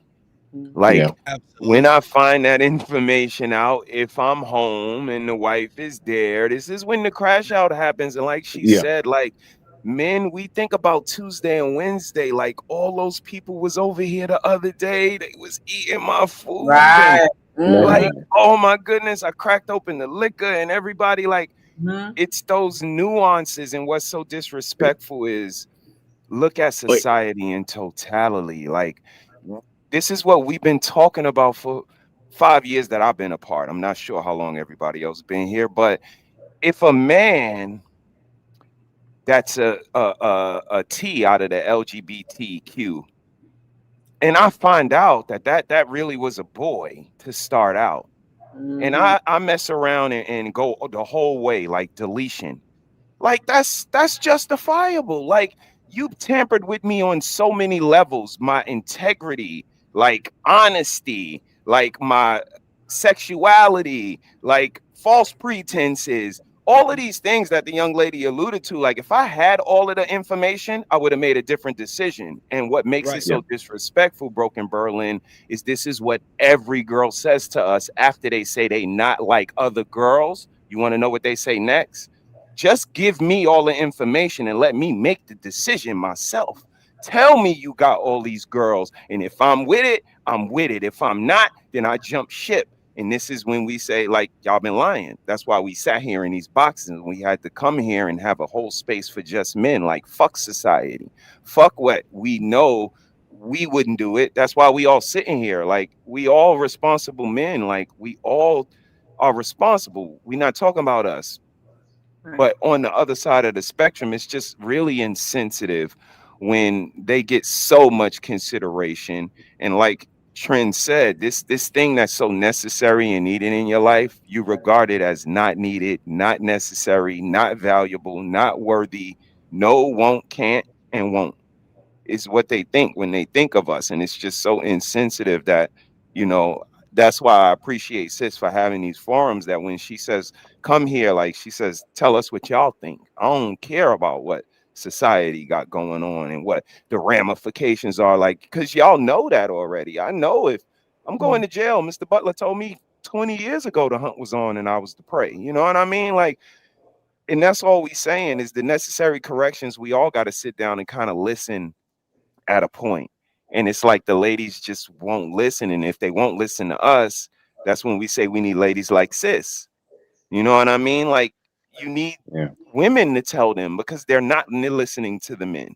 So we need allies, and these women are our allies, but then they get called names, pick me's, and so on and so forth. Right. So again, like Right. where do we get in at is what we saying. And that's why we have these sit downs to see like let them see us be vulnerable. Let us see us yell at each other sometime. And we still get to the end of it. Like, I love all of y'all. We don't agree on everything, but who does? You know what I mean? So as long as we can People sit in being these fake to each other. boxes and have conversations, man, I appreciate y'all. So keep doing what y'all doing. And Sis, again, another great performance. That's I the just want to say this vibration. last thing. You know what the worst part of all this is? That man probably even went to his family to get counsel about what, like, hey, he's having problems with his wife, or hey, he probably went to those same family members to try to figure out how to. Yeah. Yeah. As hey, man, and they gave him counsel back Right. about That's, what. you know, either side would have been Yo, messed up. You know, I ain't got nothing to do with it, or I'm not gonna say nothing, or yeah, here's what you should do. Either Right. side, Oh it's God. insensitive. Like it's, and when we again, that look at kind of it, crash out. If it was like another dude, I would say he's wrong. But when it's because even the DNA wouldn't have shown that the kids ain't, because if it's his brother, then that right, is so so close in DNA, so diabolically close in DNA. evil. It's definitely diabolical work. Definitely diabolical That It is work. show. Woo, that is will it? I that's a Yeah, lot. thought yeah. DNA. I thought it. The percentage will be different. Yeah. Yeah, but Okay. you know, they would have to look, so you know what I mean? Like they wouldn't be able to see it on the surface because they Right. If it was the related. So typical they would have to courtroom look a little courtroom harder. DNA, it would be his It kid. would have to be a blood test, not the swab. Right. Would be have to be a blood test. Yeah. Poof. Yeah, that's crazy work, man. Crazy work. Anyone that can't understand anyone who can't understand his or have a little bit of empathy for him does Right. not want Yeah. to have empathy for him or a man, because that is, you gotta, he didn't kill her. No, He tried. He tried. Maybe he missed, he didn't give her a headshot. Maybe, No. maybe, shit. Yeah, that's crazy. Yeah. So He deport him out the country, send him away from America, let him go to the mountains. But yeah, don't put him in jail. So my question is to get back to, why I did this show, because every time something happens with the men or men show some type of emotions or crash out or fight back or, it's always that double standard, because if the women do it, they get some kind of grace, they get empathy, they get support, like, They get Trinity, cheered. you know what I'm saying? And so it's like, but when a man show, and it's so crazy because, and here's the other thing. We always you hear these women today say, "Oh, I want an emotionally intelligent man." Well, here you go. Well, here you go. I can't hear you, Rick. Your mic is up. So it still can't hear you. Me? No, no, Rick. There you go. You were there. Oh, Rick yeah, emotionally intelligent. When they say that, just means you need to understand how she feels in that moment. Mhm. It has nothing to do with you and your feelings. It's just how you're reacting to her when she's being emotional, bro. Right. I'm so sick of this shit. Yeah. And so that's why I wanted to bring it, because I wanted to show some examples of if the shoe was on the other foot, if the woman, it wouldn't have been this uproar on the internet and all these people seeing all the dumb stuff and stuff. They would have been supporting it. Oh, she just needs some counseling and all that dumb stuff. If it was the shoe was on They'd the be like, I understand the way she feels. Right. You can't. No one knows what they do in that situation. I can't. Yeah, you don't know what she's been through. This is- You don't know what she's been through. So what? Rick, if you weren't married right now, would you even participate in the dating game right now if you weren't married? I had some hoes. Oh, for sure. the Mac don't stop. G. You can't stop the Mac. I meant like actually, like, never mind. Like as far as perfect answer. as far Fuck it, I'm done. courting a woman, no, that's not. No, I keep. You can't Okay. you can't be disingenuous with yourself, man. Y'all know these chicks out here buck wild, man. And I'm not saying it's not no good girls out here. There are. I understand it, right? I'm just not willing to go through that for what's out here no more. I'm just not, right? I'm just not. The search for a good girl is just too hard now. If you It's got a good girl, hold her and be happy. But right, just look for one now. That's what I tell them, Berlin. If you got a good girl, marry her, hunker the fuck down, and get to work. Y'all got to understand. Y'all not these kids. I ain't gonna even say these kids. These Gen Zers, they can't build lives no more. You understand what I'm saying? Yeah. Right. It's different for us. We older. We maintaining. Right. All we have to do is maintain a life. These kids got to build a life. No. And the truth is, if we being totally transparent, right? It's too much information out. It's not that girls can go see a dude in Florida if they live in Chicago or LA. It's just that it's too much information. It's too many different schemes and ways to get over to somebody for you to be able to trust somebody like that. It's just it's too much information. That's a fact. Opportunists can't be married. So when it comes to the emotional intelligence piece, right? Women believe because they experience 15,000 fucking emotions in 3 days, they have emotional intelligence. No, you have emotional experience. Yeah. That doesn't mean that your intelligence, your emotional quotient, right, which is your EQ, is where it's supposed to be.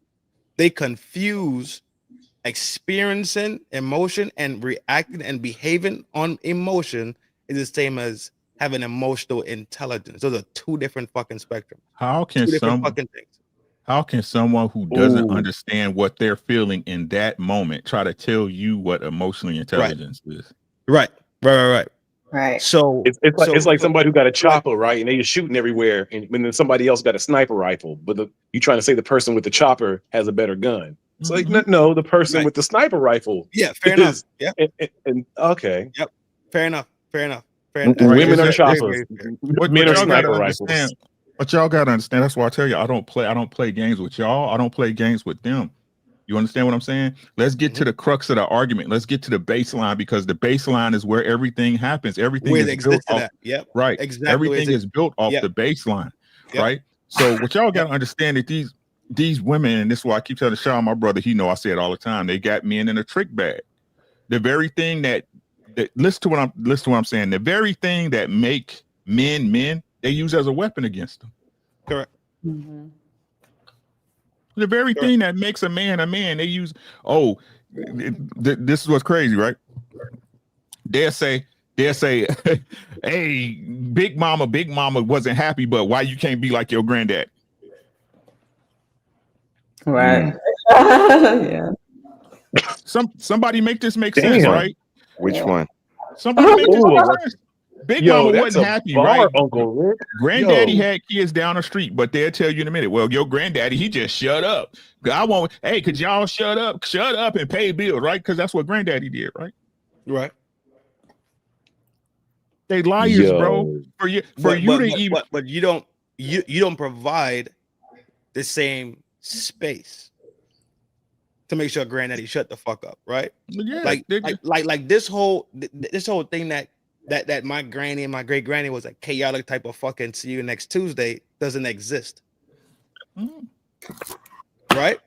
And the truth is the women of the past were way more advanced. Mm-hmm. And they were the woman who enjoyed gender roles. They were actually simpler. They were actually simpler. I absolutely believe that. In my heart, I absolutely believe that. Like they don't understand. Like they try to play like they don't understand trade-offs. It's like they understand for you to be with them and lay up with them and give you some pussy, you got to pay bills, right? But they don't understand that for you to want to do that, they need to learn to shut the fuck up and respect what you're doing. They're walking contradictions, bro. Why would I? Yes. That's why I say I don't why do we even entertain these conversations? Stop lying. Who you talking to? Yeah. Like you think it's a goofy over here? I don't entertain that shit. It's a sense about having it all. There is no sense about sacrifice and trade. There's no sense about I cannot have it all. So this 10 out of 10 motherfucker that they swear to God exist, right? They delude their own mind and their own conscience and create Frankensteins. Yeah. I said this before, like women, that's the problem with most women. They want more when they have everything. That's why I keep trying to tell y'all Satan is a woman. The only reason why Eve was able to be corrupted is because she believed what Satan was saying. What did Satan do? Satan wanted to get love the way humans got love, right? Even God's love wasn't enough, right? The way God loved Satan and the angels as he did, it wasn't enough. He wanted to get that. That's women. Ooh. Don't love. You can't love me the way you love me. I want you to love you. Love me the way I want you to love me. Ooh. Right. That's Satan. That's why I say all the time. I want to disagree, but you can't. They can't. Broken Berlin nature inside of them, bro. Broken Berlin, none of them can, right? They just try to cuss me out when I had that argument because they can't beat it. Even Petty Red wanted to say something, but she was like, "It's I can't say nothing with this whole red background I got going." Listen to what I'm saying. You can't even. Right, bro. Listen to what I'm saying. Crazy trying to argue that women ain't Satan while you got this red background behind you. Listen to what I'm saying, right? Yes. Satan was an angel first, right? Yes. Right. So Satan Satan went in their right accord, went in his right guard, right? In her right guard. Right? In her right guard was the greatest of all angels. There was no angel above Lucifer, correct? Right. Correct. Right? Ooh. That's a woman in her right place. Exactly. Ooh, when you do the triangle, Listen to what I'm saying. The Holy Listen to what I'm Ghost, saying. I want the you Father, and to the stay with Son. me. I want you to stay with me. I want you to stay with me, right? Mm-hmm. There was no other angel loved above Lucifer. Correct. That wasn't good enough. Lucifer was the morning star. And that wasn't good enough. Was the light. What is your woman when she right in your life, Sean? She's the light. That wisdom.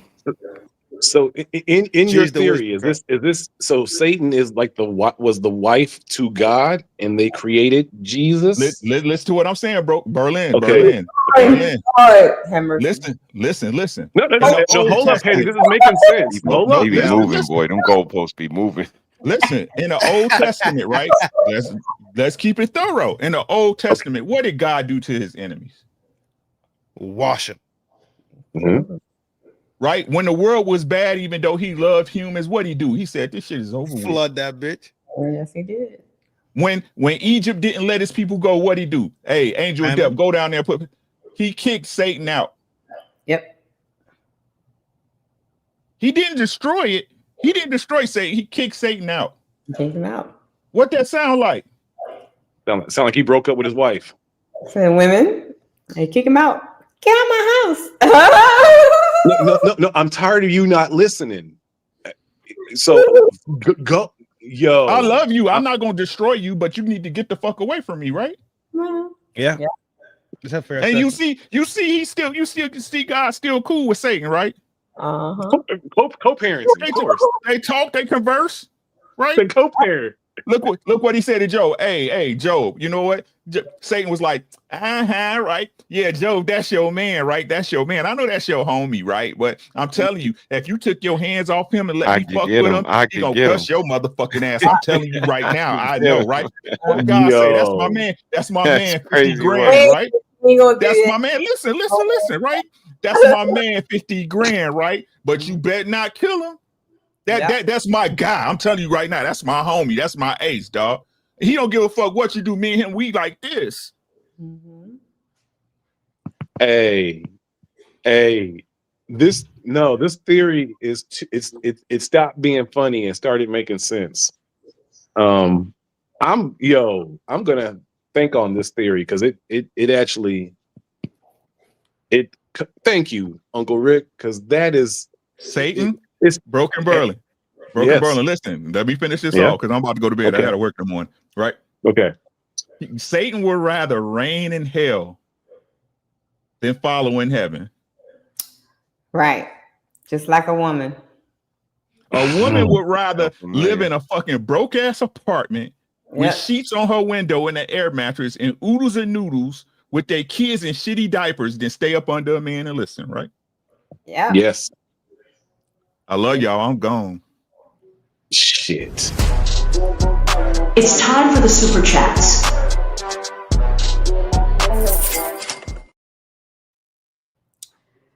Uncle Ricky always dropping the mic. Let's do these super chats. Shout out to Sis for the $2 super chat. Let's go red lipstick vibes and hello, gentlemen. What up, cuteness? Mr. He said gifted one membership. Brother, why you not doing the chingy thing? Where my chingy thing at? Salute. Okay, there you go. King, what is this? King Juris? Jarvis became a member. King Jerus? Out to Could you. be King Jerus. Shout out to Trent for gifting 10 memberships. Thank you. And I think this is on, I don't know if this is on Uncle Ricky's side or Trent's side. TJ said, salute to Uncle, Uncle Rick's side. Salute to Uncle Ricky, salute RLV, the whole severe, my homie Trent, what it do. That was the guy that was on the panel. And so, yeah, we know who he is. Salute to Spare Nick. I'm a spare Negro. I take it. Oh, good. Shout out to Michael Love. 20 memberships because I roll with that pop. Shout out to Mike Love for the 20 memberships. Thank you. Salute. For sure. And he came back with the $2 and said he already exhausted all his options. Damn. That's crazy. That's what I'm talking about. Are these beautiful? Thank you for the super chats. Now I can buy these red bottoms. Oh, thanks for the cash apps. Now I can buy all these paper towels. All right. You better quit showing that AI version of you, Pretty Red. I'm just. Hey, Mom, can I have my allowance? Here, $5. $5? That's it? Yes, just $5. Oh man, not fair. Next time, make it 10. Boy, get out of here. Damn it. God. You better stop showing that AI version of you. That AI version of you. Hey, you better quit it. Oh, wait a minute. You know you're a little whore. I did not do that. My hands is up here. God damn it. Lord Jesus. Hey, the AI Petty Red gonna get a marriage proposal. Shit, you better quit. All right. All right, guys. Y'all know what time it is. We are sleepy. It is time to end the show. But first, let us hear your final thoughts. Let's shut this down, but first, let's get these final thoughts. Final thoughts. Jay. Always happy to join. Always happy to mold my way of thinking. Appreciate every conversation. I'm never trying to argue, just trying to have the conversations. And thank you for the time on the platform. I'm sure next time we see you, Pretty Red, you're gonna have a whole different. You're gonna have blue. Like I know Uncle Rick been ruined your. You gonna come back next week with the all red again? Okay, we'll see. And I appreciate all the What you change it for? I can't be pretty because he called you Satan. No, she feeling some type of way. You know, no, red dress. Hey, that shit was making sense though. But again, thank you for the time on the panel. I appreciate it. I appreciate all you guys. And again, great conversations, great videos to react to, and thoroughly enjoyable. And again, thank you so much. You're welcome. Always come back. You know you're always welcome. Trent, final thoughts? Yo, you know how I get down, man. Yes. It was smooth, G. Usual shit, man. We hold it down. We had a conversation. Agree or disagree, I don't think that's why we're here, right? We're here to exchange things. Yeah. We're here to be respectful. We going sometimes swords at clash, but that's just what it is in life. At the end of the day, once we maintain that respect and dignity for each other, I think everything will be fine. And I'm always, just like last time and the time before that, I'm grateful that you invite me to come kick it with y'all and let my opinion be cast across the spectrum. So, you know, it's a love thing from FD and HT. This is Trend, Slim, Trim, and Built to Win. Granny's baby numero uno. I like it when you talk like that. Come on. Peace. Thank you. All right, brother. Final thoughts. Great show, sis. Great show. You know, always appreciative of you and what you do, giving us an opportunity to come up here as fellas and have it out, man. This is our barbershop, so to speak. You know what I mean? So we have some turbulence sometimes, but we get through it at the end of the day, and the conversation is always therapeutic, informative, and it's led by a devil. So you know, how could you go wrong? But nah, seriously, sis, dope show tonight, man. And what are your thoughts, man? Especially on Ricky, man. That was dope. Oh, I agree with him. I mean, that's why I was like, and I think that he needs to break it down a little bit further because while he was talking, my brain, how my brain, Of course. just keeps going and going. But I mean, he has very, very valid points. I mean, it might be a little chick. Okay. Good stuff. I Good stuff. mean, We got to examine it further. the ladies tend to do exactly what he does or she does, so maybe if there's something to that, you never know. I don't know. It's a conversation. Conversation to be had. I don't know. Like, because if you look at it in the garden, now how was she so easily deceived by Satan, right? And knowing that women don't like to listen to men. Sisterhood. You said it's the sisterhood. It's the sisterhood. We listen to them quick. Lord Jesus. I mean, so I don't know. Good stuff. Good stuff, man. Good stuff, sis. So you got something going on tomorrow? Trend you going on tomorrow? Yeah, I'll be on tomorrow. I gotta clarify some shit. Especially with the Charlie Clerk shit, right? Rest in peace, Charlie. Rest in peace to Charlie Clerk. I don't care what nobody say. I don't care what nobody say, dog. Your First Amendment, your First Amendment, G. And that don't mean that your life needs to be snatched out this fucking frame. I don't care. I want to clear up the Summer Walker shit with that dude. That's a fucking Okay. Okay. Yeah. And I want to clarify maybe the Chicago scenario a little bit more. Okay. With the National Guard and so on and so forth. Okay. Yep. And then maybe the leaders of wartime versus the leaders in peacetime. It's a strict difference. How about That's a good conversation. How you lead in peacetime versus leading in war times? Y'all know I take government contracts, so yeah. The Navy owns my contract, so it's a difference in when everything is hunky dory, right? Versus then you gearing up, looking at Russia, and you're looking at North Korea, and you're looking at China on the spectrum. It's a whole different mindset. So I got a couple things I want to push through and flex on. So that's nice docket. Nice docket. Brother, what you got going on for this week? The rest of the week? Not sure about tomorrow because I think we might be doing something vertical, maybe going out.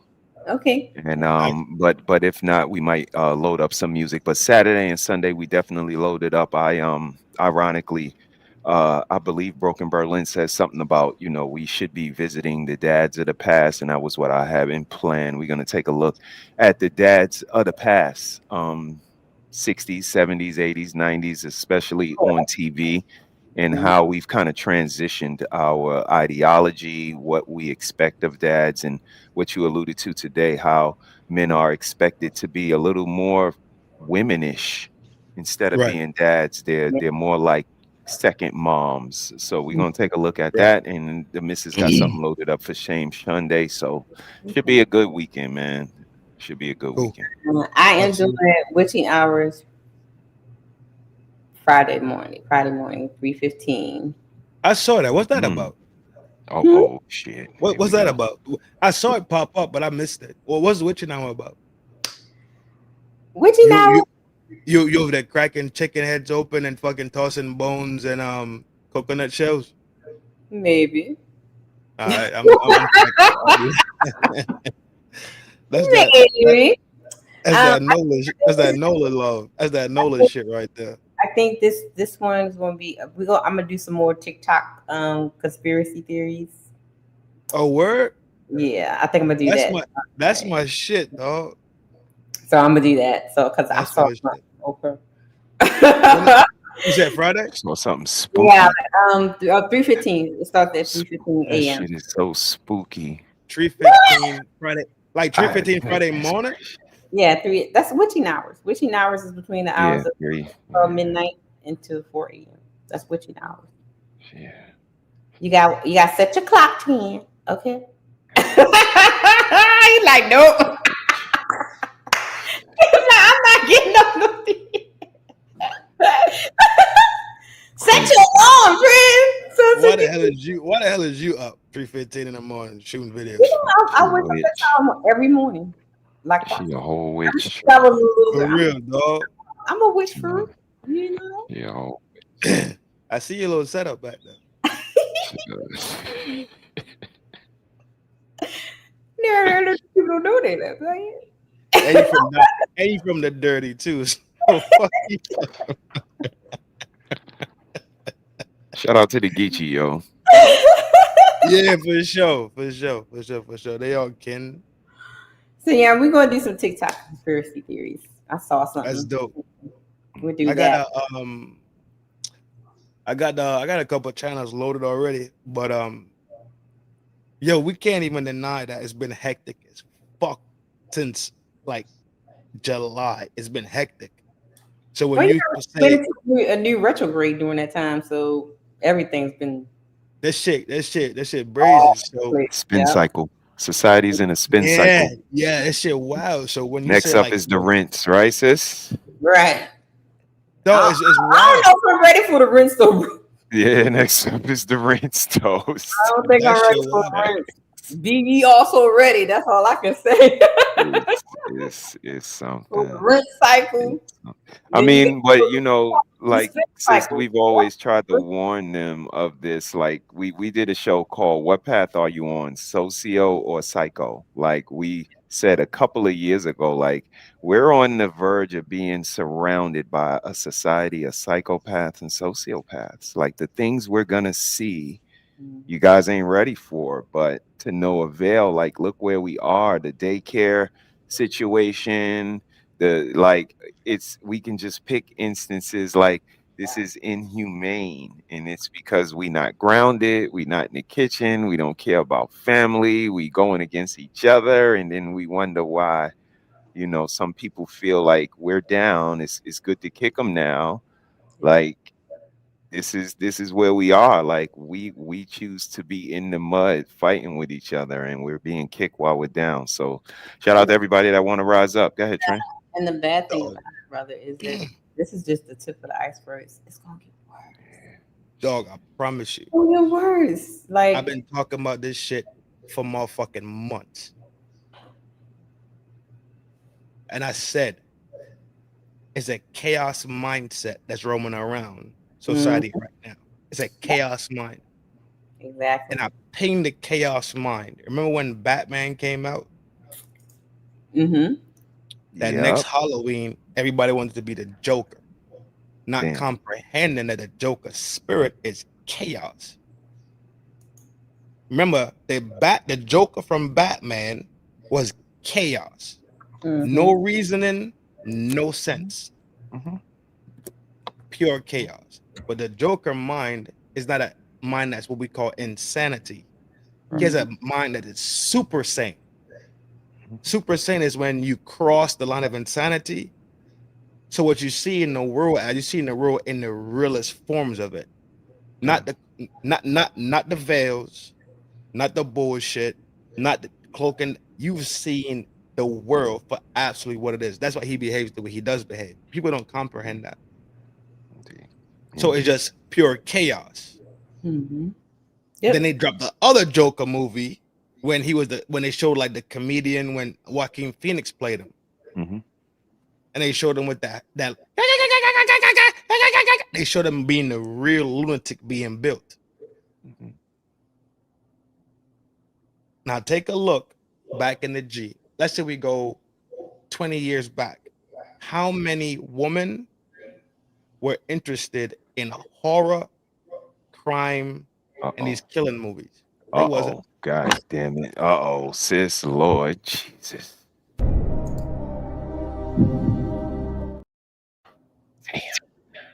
I make the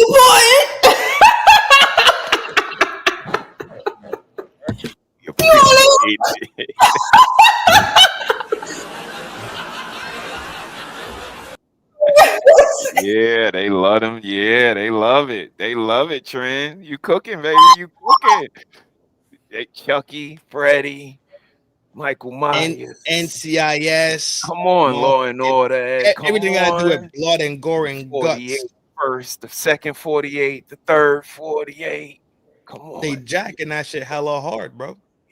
Yeah, we love you though, sis. You know I love you, right? No. So society has a mindset, and society also has an emotional psyche. Mhm. Those things have already been tampered with. Hence the reason why you see the behavior in society is constantly changing. It's constantly changing for the worse. It's not changing for the better. Mhm. And now that we have the technology to see it like that, right in front of our face now. Now you get the whole America right now is tweaking over Charlie Kirk. For sure. Yeah. You smell me? Getting knocked off. Yeah. That does something to the psyche. Remember, if this is the first horror movie you watch, what happens to the first horror movie? Mhm. Mm-hmm. Yeah. Yeah. By the time you get to Jason 10, you like, get him. Yeah. Get him, Jason. Get him, Jason. Let's go. Jason, turn around because he hiding behind the phone booth. Get him. We on It's Jason's side. it's not even that effective because we're so desensitized because we see it so. So sensitized. That's exactly the word that it is. I've seen people say they watch that video over and over and over. Yeah, that's yes indeed. So like when they came across through my job and stuff, and I felt like I jerked. Right. I literally jerked and I chills and I just grabbed my chest but people were like, they were just watching it over and over and over. Running with it. It's like it was just Running with it. I saw the video of the young lady who sister was a part of, the victim of that daycare situation, and she was like, please stop sharing it, like please stop posting it. And this is again this is what we speak to, sis. Like I get you guys want to be first, but you got to care about who you hurt. You got to care about if it's true or not. It's some things that you got to consider as a journalist. Since you call yourself journalist, you got to have journalistic integrity.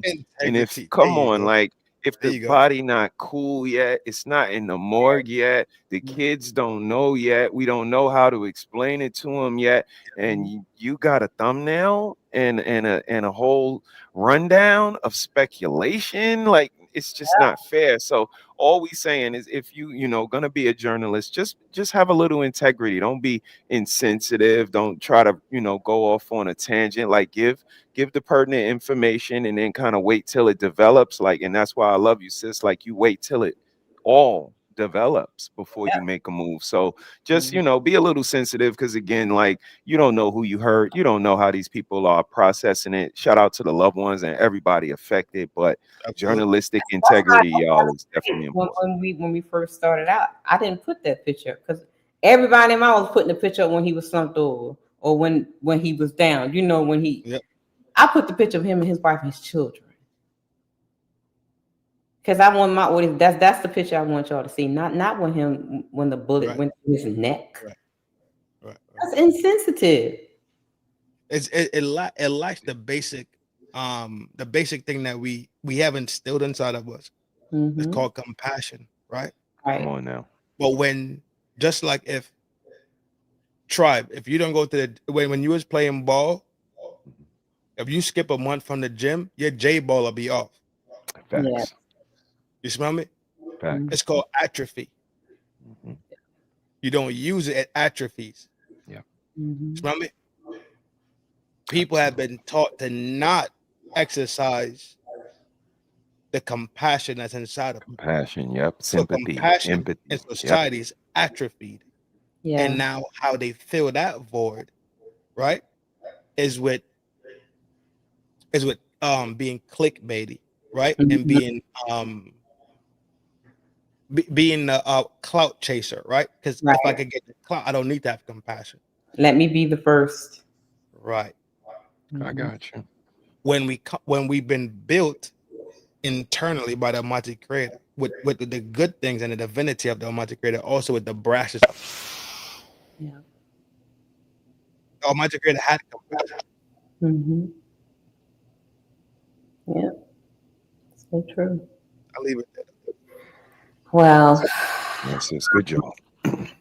This has been a very good show. I'm glad you guys enjoyed the clips. I made y'all, kind of fight a little bit. But I gotta cook up something for next week for you guys. I think I already have it in my mind already. But this was good. And I thank you guys for everybody that tuned in.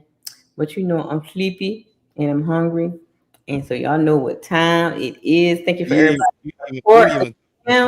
You about to go eat noodles and weenie sausages and shit. God damn it. You ain't cook Noodles? What kind of sausage? Cisco she vegetable. She ain't eat no noodles. I don't do. She gonna drink some tea. I don't eat no Yeah. She gonna drink. Yeah, you got.